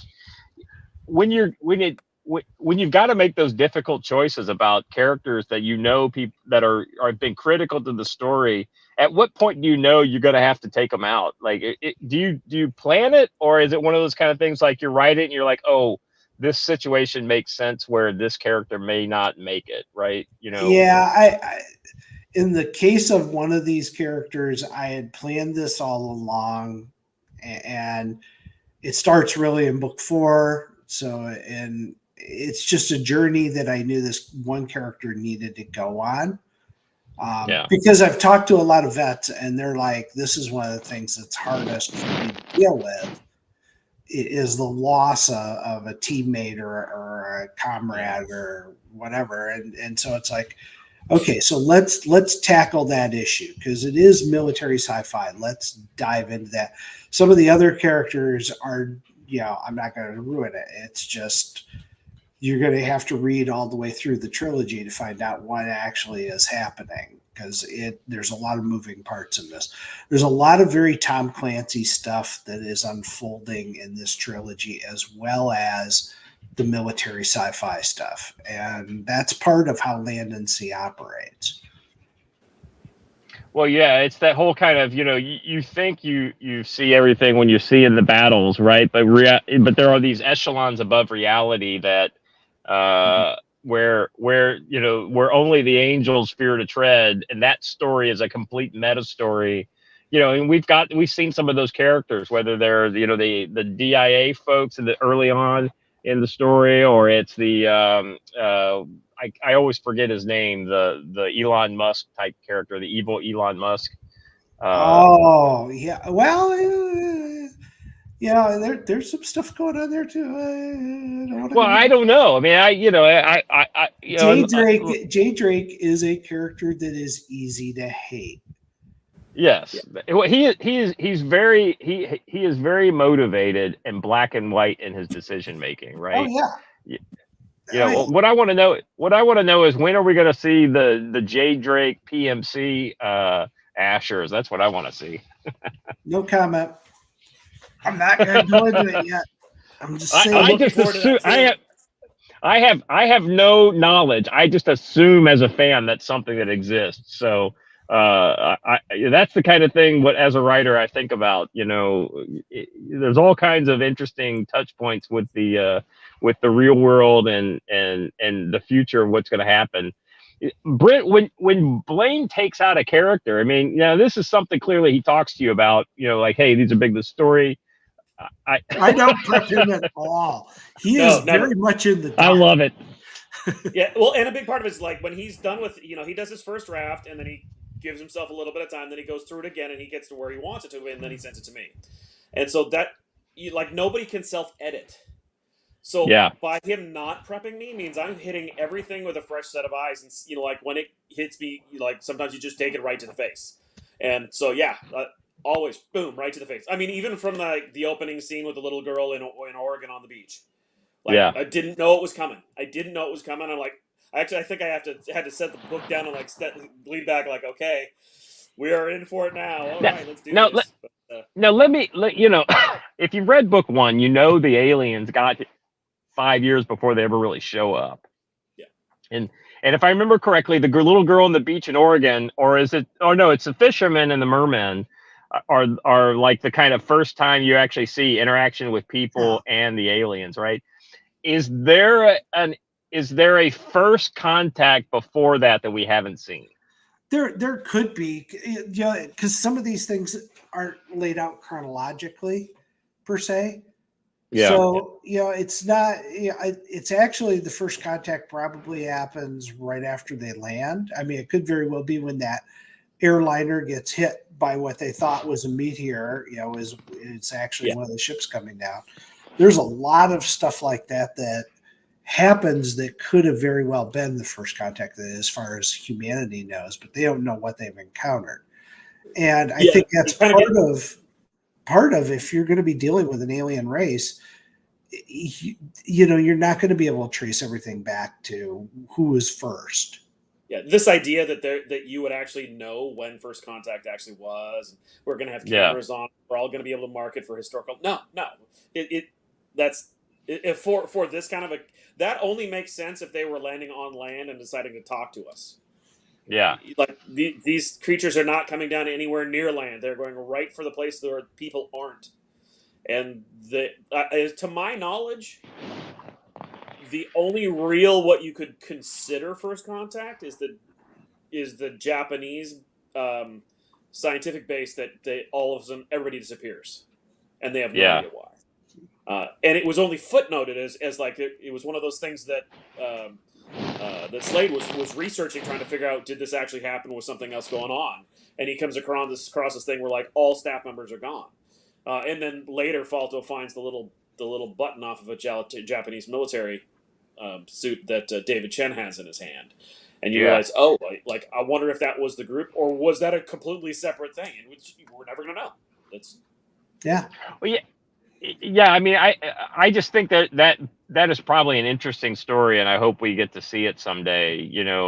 Especially once the implications, that you may need, Blaine, you may need to tell several more years of story in order for the full implications of that first contact to make sense. So I think it's an interesting kind of a thing that you can do where you throw back in time to kind of flesh out the current story. So it's just an idea. I mean, we're spitballing here, but there are things that will pop up in book 8, especially near the end, that you're going to realize came out of the very first trilogy. And you're going to go, oh my God, I think I know what's happening here. I'm not saying you're right or wrong, but you're going to go, oh my God, this actually makes sense. And you're going to be freaked out because you're going to realize that we planted a lot of the seeds for the future stories back in the original trilogy. That's why when people are asking me, where should I enter this universe? I'm like, you could pick up Ratchet's Run and enter the universe there. You could pick up the graphic novel, enter the universe there. Or if you want, I recommend that first trilogy. And that's always been one of the things the former IP I worked with, Battletech, always struggled with. Well, where should someone start? And it was always back to, well, read the Grey Death Legion ones. And then the fans argue, well, no, you really want to start with, Wolves on the Border, then get into Grey Death Legion. And the fans kind of argue about where's a good entry point. And if you're a guy who likes the clan invasion, that's not the best entry point at all. Yeah. So yeah, it gets. I think it's hard for the fans because they argue constantly amongst themselves in BattleTech. Where do I jump in if I've never been part of the fictional side of this? You know what they need? Have you ever seen the Terry Pratchett L space where to start reading chart? No. Hold on, I'll find it. This is just great. Go ahead. Blaine. But having people argue about where the first book to get into something that's a really great problem to have. Yeah. It is, but it's also a problem for the fans. I've had the same discussion because I just in the last few years have started going back to the Black Library and reading some of the Warhammer fiction, and it's like, where do I start? Yeah. Oh, well, there's 200 books here, so jump in here, and then somebody's like, ignore him, he's an idiot. You want to jump in here, and right? You just reach a point where it's like, you know what? I'll just grab this. And so the irony when it comes to 40K, right? You have to decide: do you want to start with 40K or 30K, right?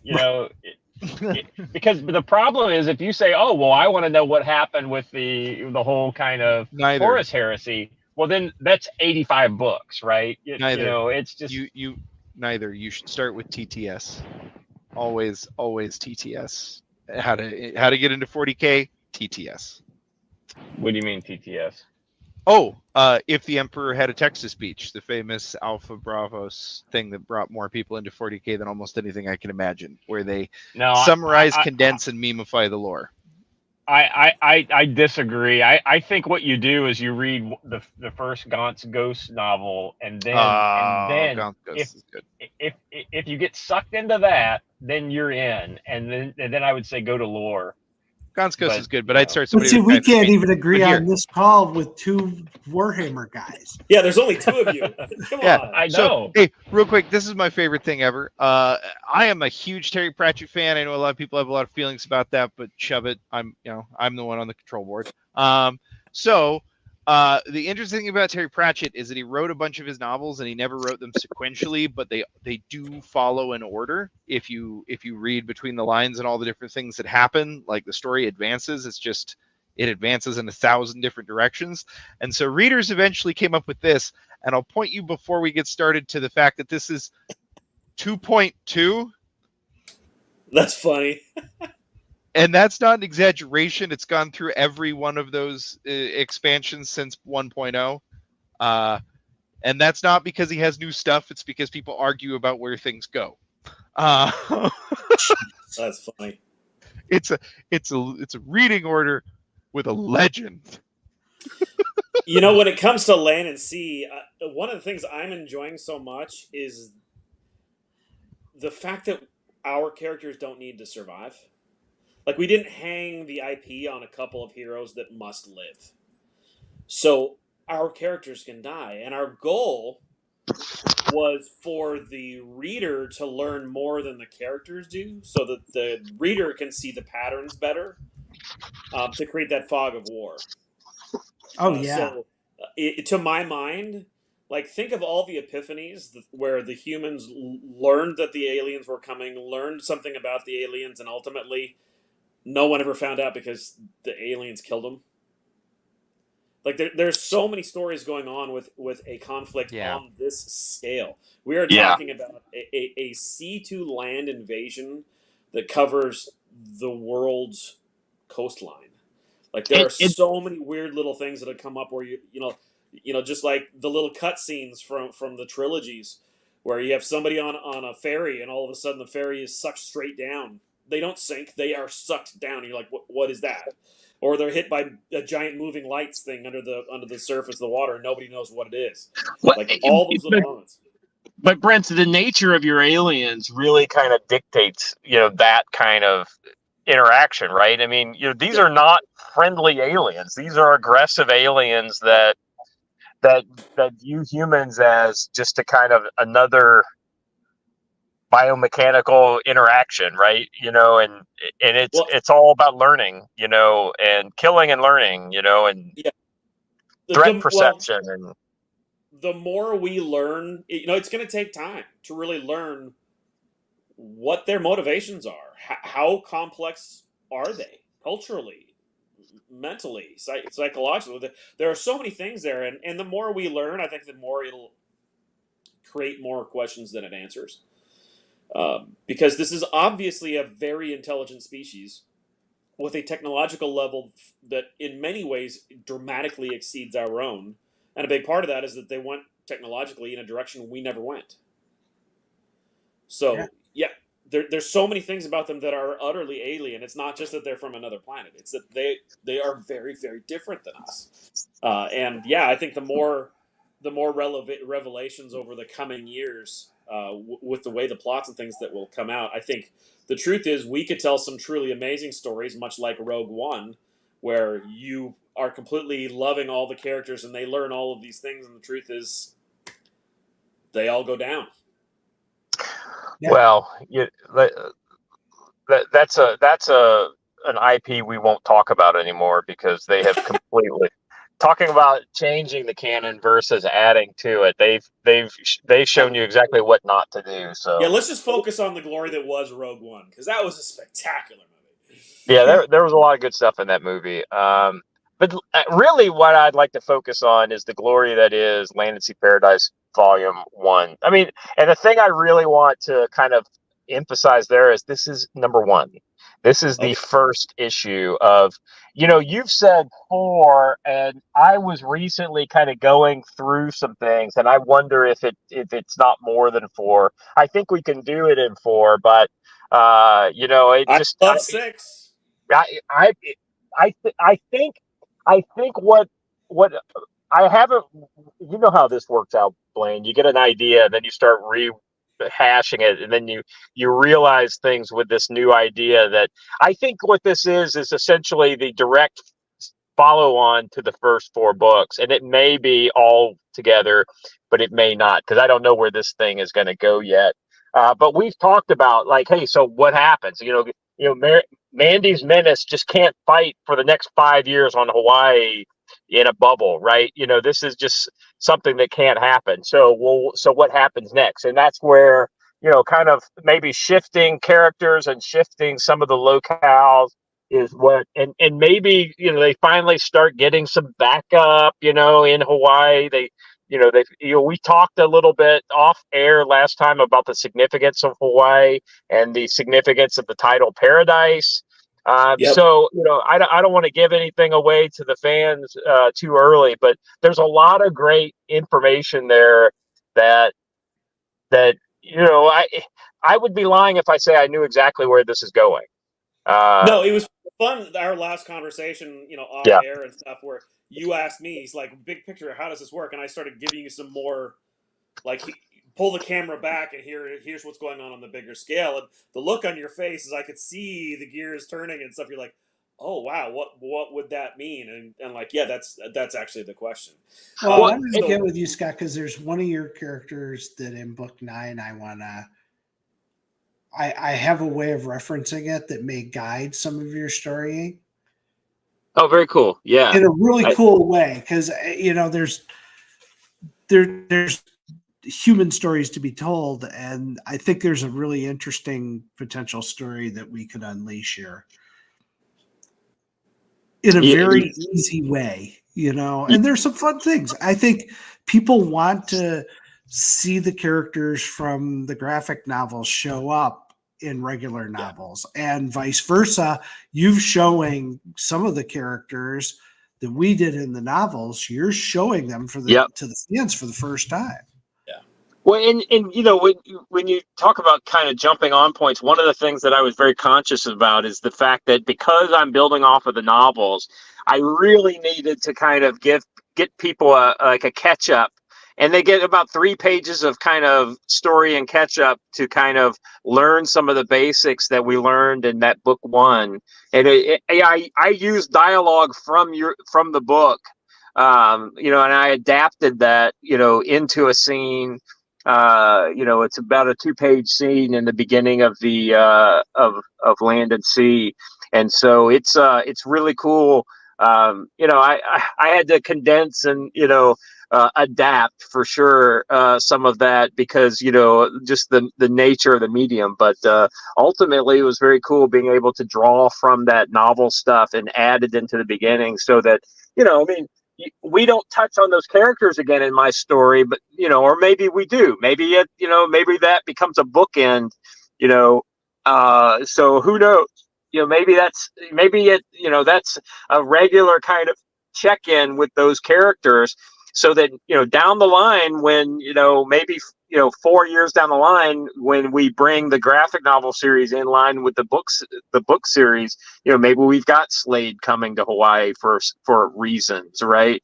Or maybe we've got somebody from Hawaii going to talk to Slade. I mean, he's becoming a bigwig, in the kind of how do we kill the aliens machine. I think what is it, book 3, where you really kind of show his importance, kind of after the fact. So it's really cool, the options that we have and the opportunities that we have to broaden the story and to bring people in. And I hate to say it, but when you start doing that, then people are like, oh, well, I've only read the graphic novels at this point. I got to go now buy Blaine's books so I can catch up and find out like what's happening off panel.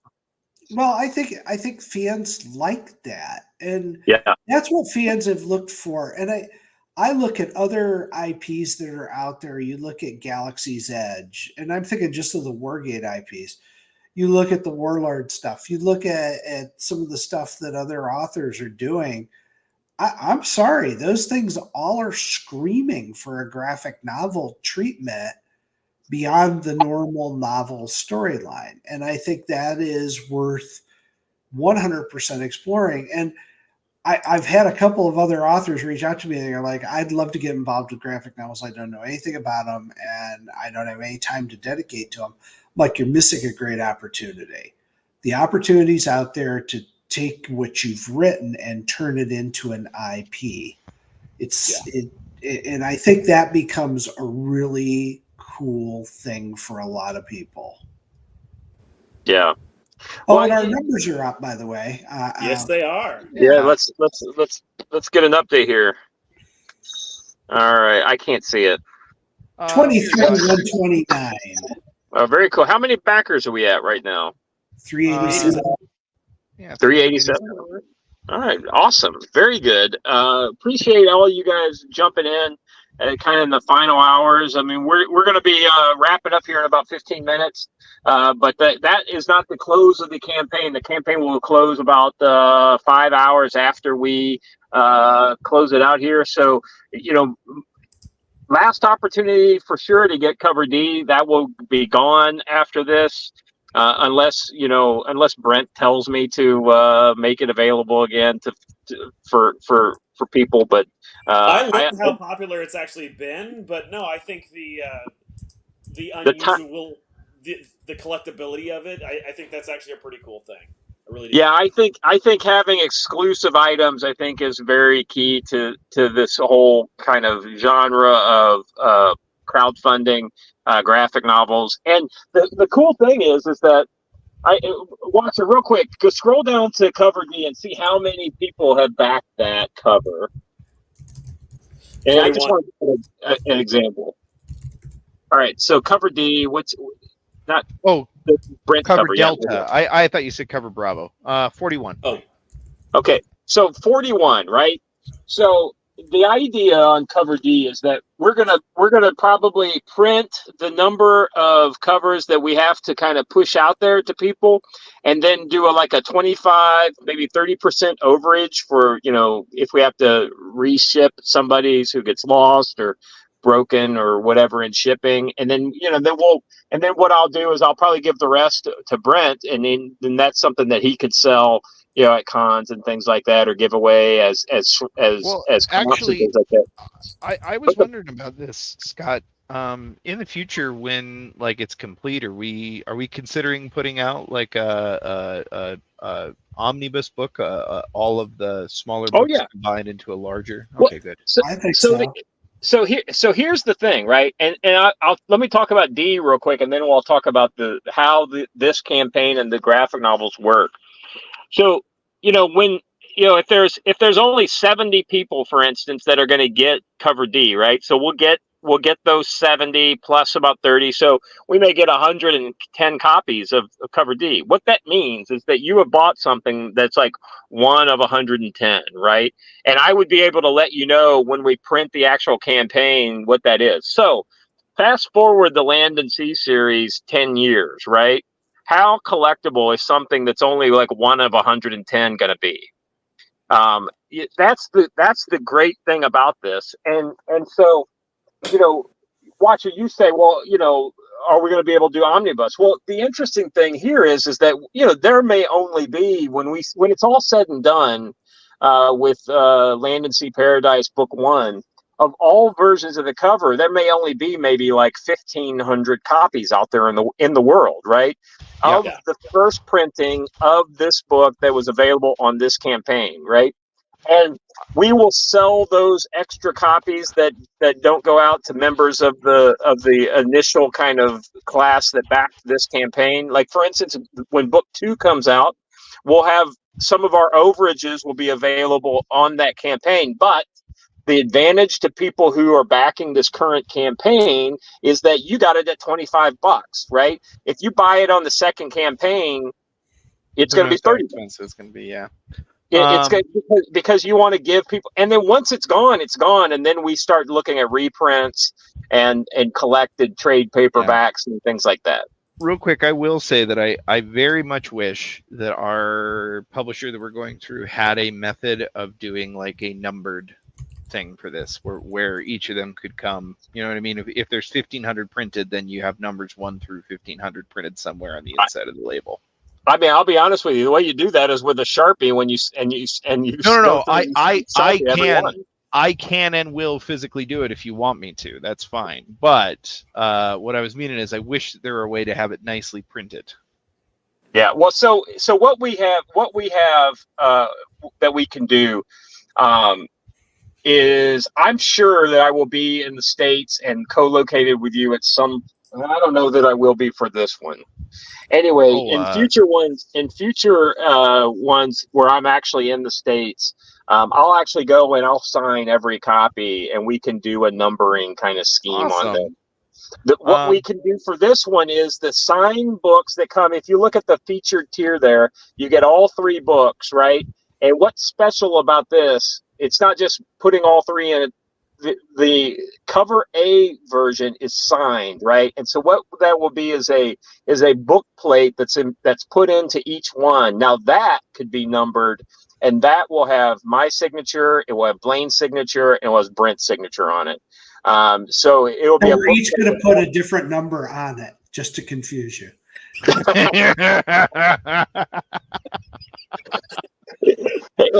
What's going to confuse me if we only have to do 100 of them, and somebody has a book, 273. I'm like, what? There were only 100. So anyway, those book plates will be numbered, and that's a real kind of special thing, being able to get all 3 signatures in one book. So what is a book plate? A book plate is, there's kind of 2 versions. One that's kind of bound into the book. As an additional piece. Scott, before you go into that, Blaine's got 2 minutes to go, so I figure we give Blaine the Blaine. Yeah, I got to bail, guys. I'm fighting a cold here, and the cold is winning. I feel you, brother. Any last words, or on Land and Sea and the graphic novel? I'm telling you, I'm excited to see the final product. I'm excited to see the ash can. Yeah. Even though it's not the full graphic novel, I've seen the individual pages as they get done and stuff, and I'm excited. And you've read the script, and so you know it all, but see it put together. Yeah, seeing the whole thing assembled. Gotta be honest with you, I'm kind of pumped about that. Yeah, we will have that done and ready this week, and it will be quick and dirty. This is not a kind of a highly finished product. It's a quick and dirty PDF, black and white, to get it out in the hands of the readers so they can see a preview of what they're going to get. And let's be honest, I think we'll have all the pages in within the next 45 days. Pushing maybe on the outside of that, maybe that's a little hopeful. Maybe 60 days most for the pages. So that means by the fall you will have books in hand. Fingers crossed. Yep, absolutely, Blaine. So thank you very much, Blaine. Appreciate you making it. These streams have been fun where we've been talking about this. Hopefully we've got some more Land and Sea stuff in the near future. We can do more streams to talk about. All right. Talk to you guys later. See you, Blaine. Hope you feel better, buddy. Yep. All right. So I think it's time to kind of wrap this up. Oh, come on. It was just getting good. I know. I've got my day to get on with here, so I have to get going here soon too. All right. So final numbers, Watcher. We are at what, $23,129. Although we still have 5 hours left to go. So 5 hours left. If you're in the chat and you haven't backed the book yet, you still have time. If you catch this video later, absolutely you still have time. You have until probably when I get home and have dinner to get cover D. After that, it's gone, right? And like my whole point about talking about cover D earlier was that will be a very kind of exclusive thing. All of the alternate covers will be exclusive. Cover A will be probably the most widely printed, and that will be the one that's probably available on future campaigns, and we'll be selling that in person when we do events and things like that. Looking forward to seeing the covers A, B, and C are sticking around in the demand. Yeah, that's correct. All the first three covers will be available in demand. It's cover D is the one that is disappearing here in the next 5 to 7 hours. So if that's the one, if you want to get that one, the best thing to do right now is, if you haven't got any of them, get the all three, cover A, B, C, and then add D onto that. That's probably the best way to get the kind of best bang for the buck. And then if you think you might be wanting to play that game in the future, get the mini. That's a really cool thing we've added on. The next campaign will have a lot of that stuff integrated and we'll have some swag, so there will be some kind of lickies and chewies that we didn't have for this campaign. This one was kind of a trial balloon.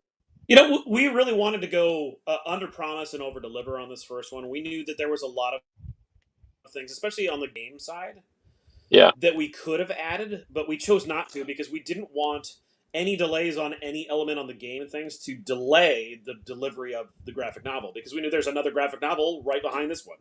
So yeah, we very intentionally chose not to throw on a whole lot of bells and whistles on this initial campaign, just because we know this is going to snowball. Come the next one, we'll be able to add all those things and include the stuff from the first one and really go from there.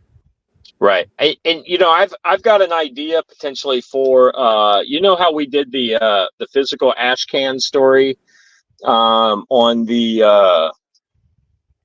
on the Door Kickers campaign. We've got the main book, and then we've got a 20-page additional ash can story.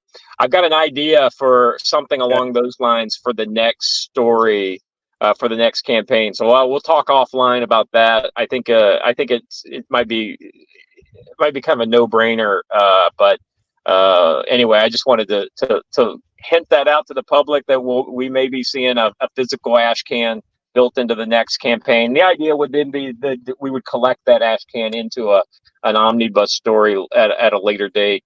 But we would see a full version of that. Some people have been asking me on the Door Kickers campaign, well, do you plan on coloring all those black and white pages? And the answer is yes. I mean, it's like, why would you get good, beautiful art and not color it? The problem is that because the nature of this business, it won't be until we collect stories down the line before you see all that stuff in color. So I want to bring that same kind of interesting comic errata to the Land and Sea stuff too. So should be interesting. The other stuff that I like and we still need to work this out, Brent. But there's a lot of military stuff like patches, like coins, challenge coins. I think land and sea challenge coins would be a natural thing. I can't imagine the Marines on Guam didn't have their unit challenge coins, with some Asher insignia or something along those lines. So maybe we'll see a challenge coin on the next campaign as something. T-shirts is an easy one. So who knows what we'll see on the next campaign. You Challenge guys, coins are really fun because if anybody that plays a game, quite often there is some like a hero's luck token or whatever, and if a challenge yeah, coin, if you actually backed it, you got the challenge coin, then you can use that in gameplay to actually affect how you're fighting, like or doing something. I think that's a lot of fun. I know one of the other things that always comes up for me because it's I love the idea of land and sea being integrated in people's regular lives. And one of the things that people use the most is their mouse pad. mouse pad. Yeah, so having actually land and sea mouse pads for like your graphic novels and the latest one, like that is just so cool. Like everybody's working on those every day. You see it every day, and like just those little items, like something you can wear, something you interact with. I think that's just such a great way because people, this is, we have fun with these, so they're our passions. We want. Well, certain things, there's certain stuff is totally ubiquitous. Like I hate to say it, Star Wars, right? Despite the utter dumpster fire that it has become, everybody knows about Star Wars, and you never forget about Star Wars, right? Yeah, and But every kid that grabs a stick starts making the vroom vroom vroom yeah, sound. Yeah, exactly right, exactly right. But new and growing campaign or a new and growing IP like Land and Sea is not as ubiquitous, right? So having right.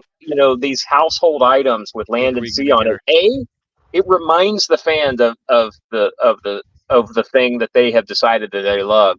But Yeah. also it opens that you have a Land and Sea mouse pad at work, and people are like, "What's that mouse pad you got? That's pretty damn I cool." I want to know when I get my Saturday morning cartoon and official lunchbox and decoder ring. God damn it!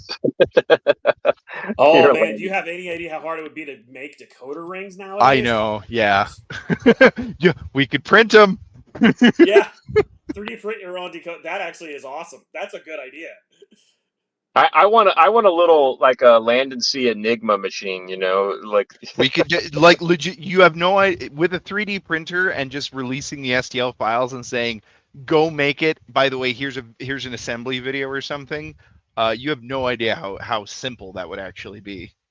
Yeah, our idea is that that's that level zero where anybody can get access to it. Here's the basic things of what you would want to go play the game. Go ahead and print your own.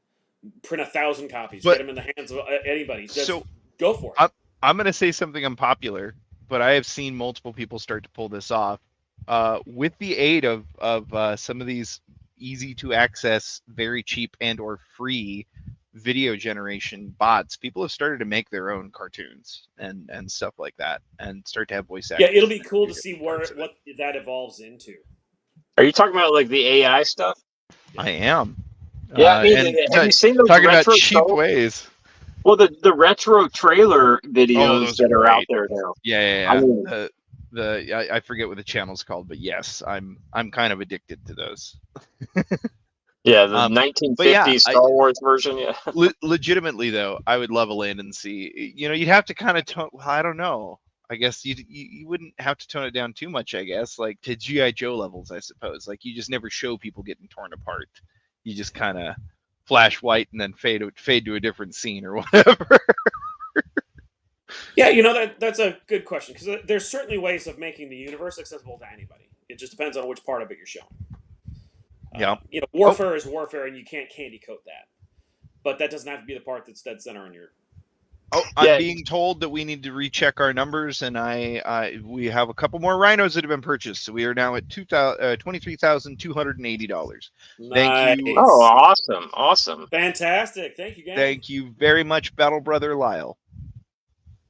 That's awesome. We really appreciate all the support. I mean, just when you think you've kind of squeezed all the blood out of the turnip, well, I mean, let's be honest. Our fan base for this is not as big as fan base for a lot of other things. So it is absolutely something that we are building, right? This is, this. I hate to say it, but this entire campaign is a marketing effort to grow Land and Sea into something bigger. And once the comic's out, I'm sure we're going to give away a bunch of free copies, of the ash can or whatever. And by the way, Brent, that's another thing I was thinking about. I was thinking about actually printing copies of the ash can.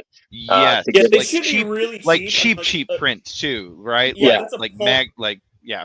the lowest grade of paper, like that's just Well, the black I and was white thinking printing. specifically what would be cool is magazine paper, like printed on, or not magazine, newspaper style printing. Newsprint. Yeah. Well, yeah. Well, anyway, so that's another thing that we've been thinking about, and so I'm looking forward to just kind of. Do we have a could talk. Discord? Is there a Land and Sea Discord for the fans? There to is a start? Land and Sea. There is, Yeah, absolutely. How am I not in this? Oh my god! Yeah, and the fans built it themselves. We found out about it by accident. It was awesome. yeah. Hold on a second. I think. Hey, is it Base BattleTech? Is he the Oh, the good. Discord We just followed each other. Base BattleTech. You're gonna have to. Oh wait, I see it's literally pinned in your Twitter profile. Cool. All Yeah, right, cool. so definitely, Watcher, you need to. That's your yeah. new No, hold on. link. Now that I've got it, I can link it to everybody here, right? So Yeah. So share the link out. Bam. All right, I will hop in there in just a minute. Base BattleTech. I am stoked. It's like one of the coolest things about the Discord. There's actually a very active discussion back and forth as far as the game and the game mechanics. And Eric, our game designer, is in there all the time. Since we found out about this, he's just living in this Discord and stuff, and being able to interact directly with fans. Careful, there are some weird people. I'm weird people. We're all weird people. Hey, oh wait, hold on, wait. There's something that hasn't been commented on the entire show, and it's very important. Brent, yes. Show us your shirt. Oh, this is the Riptide shirt that is available on the Wargate website. Along with all you patch hounds, there's still patches there, I believe, right? That's the Asher pilot. There, yes. Oh, look at that back graphic! Oh my gosh! Oh yeah! Oh yes! That's a rhino, isn't it? Yep. So yeah, great shirt. Guess who's blowing most of his paycheck from this project on merch? You want to know a funny thing? I wanted these so bad for so long, and I was so used to back with BattleTech always having to fight for what I thought the shirt should be and whatnot. That was always a thing, and so when we finally got these shirts, I think I put in like a $500 or $600 order, and I got all of our founder team and our spouses, all of the shirts and all of the hoodies, just all of them. Everybody gets. Oh, so good. And it was so funny. We were all like taking pictures of our spouses wearing their stuff and sending them to each other. And like, we finally got it. Well, that's awesome. Hey, Watcher, you've got white T-shirts, right? I do, and I can print white T-shirts like right now if you want. Like if you said, Brent, "Hey, you can print this cover onto a white T-shirt," I can do it today. Can you send him the art from that T-shirt design that you were talking about? You the one. I love this moment. I have been asking you for the art for that T-shirt for a week because. Oh, I didn't see it. My wife's cousin. I love this too. Is printing me a shirt so I can wear it to Wargate Con, and I need the cover, or I need the page 11 with the text in it. Okay. Okay. I can not only make it, I can send it to you. Are you okay with a white shirt? I can do it on black, but it won't be permanently. They've got Watcher. She's got the T-shirt making stuff already. We just need to do the art. Watcher, you'll make it, and then so will she. Yeah.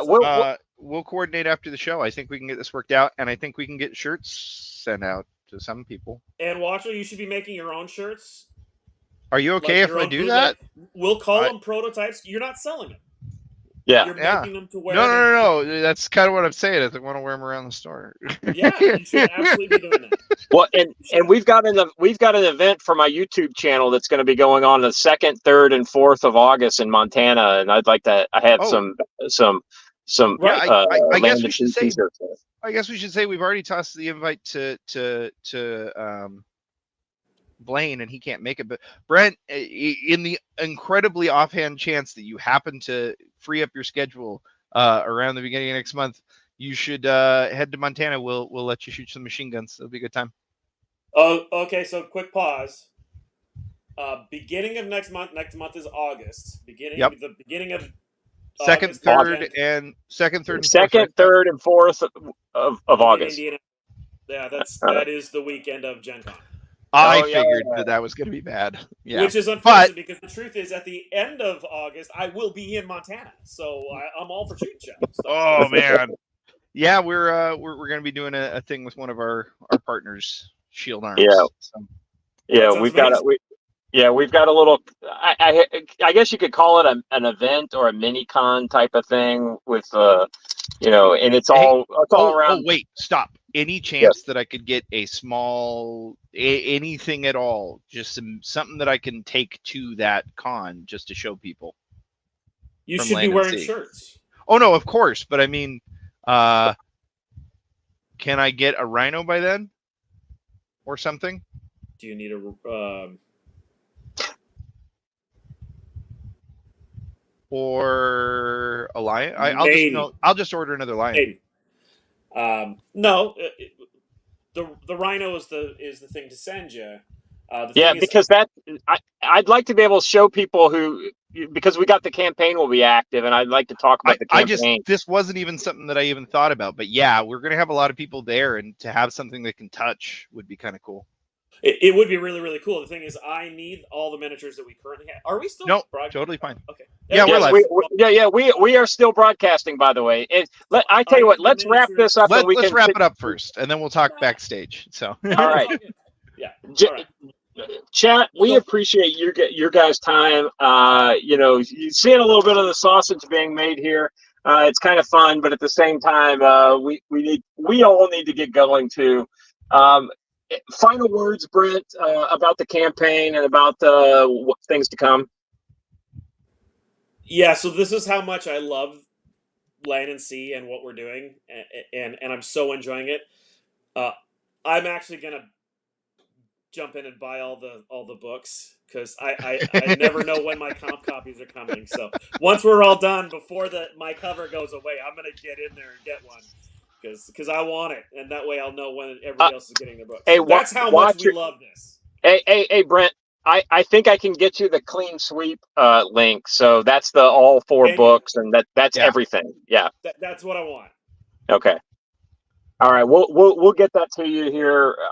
He's gonna have to regenerate a link just for you, but we'll do it. I'll take it. I'll totally take it. Watcher, I think you're a team member on the campaign. I think you can actually get that. I will check after the show. All right, folks. Okay. We just want to say before we go, and I'm sure Scott will get into this, but I just want to say thank you very much to each and every one of you who ordered. I'm going to be handling the logistics for fulfillment in all of this, and I want to say that all of this will be handled with utmost care and respect. I understand that these are collectibles, and I appreciate and value each and every one of your dollars and time, and I will assure you that we will do the absolute best we can to make sure that you're as satisfied with this as possible. We thank you all so incredibly much for helping to make this dream come true. I am stoked beyond words. Yeah, I think Watcher speaks for the whole team. Not only has this been an honor to work with Brent and Blaine on this from a creative standpoint, but you had mentioned Brent that the 23,000 mark was really where I got to with Door Kicker's Bad Medicine at the end of a year in demand, right? So what we're seeing here is a growth on our previous campaign. This is at the end of the first 60 days. I know this is going to continue to grow and build, and I wouldn't be surprised, Brent, if by the time we are ready to launch book 2, that we're up to almost 30K on this. Great. I absolutely think that's likely to happen. So I'm looking forward to seeing the future growth of this. And then on top of that, I think book 2 will be a even bigger success. Nobody who backed this first one is going to want to miss out of the second one. And there's going to be a lot more stuff available to include additional stories and whatnot. So I'm really jazzed about the future. Only looking up now. If only I could be a faster writer. That's the only thing holding things back, in general. Blame me having a YouTube channel and a full-time job on top of my writing for that. So there's that. Anyway, I always feel like the necessary, boilerplate mea culpa needs to go out for my own personal short. Well, I'll tell you what, Scott. We're gonna boil it down to exactly what it needs to be. We'll make it into a statement like that FBI statement you see on the old VHS tapes, and we'll just air it before every one of our broadcasts. Exactly right. Exactly. Everybody here is talented except for me. All right. I appreciate all the time that you guys have given us, chat. We're wrapping it up here with Brent for Watcher and our dearly departed Blaine Pardo. Well, he hasn't departed the mortal coil, but he has departed the chat. Did So he just kill off the author? Well, I mean, he did say the cold was winning. So well, that's true. He said it was winning. So prayers for his family. All right, that's all we got for today. You know what we'd say here on the channel. No matter how crazy the world gets, just make sure you stay safe.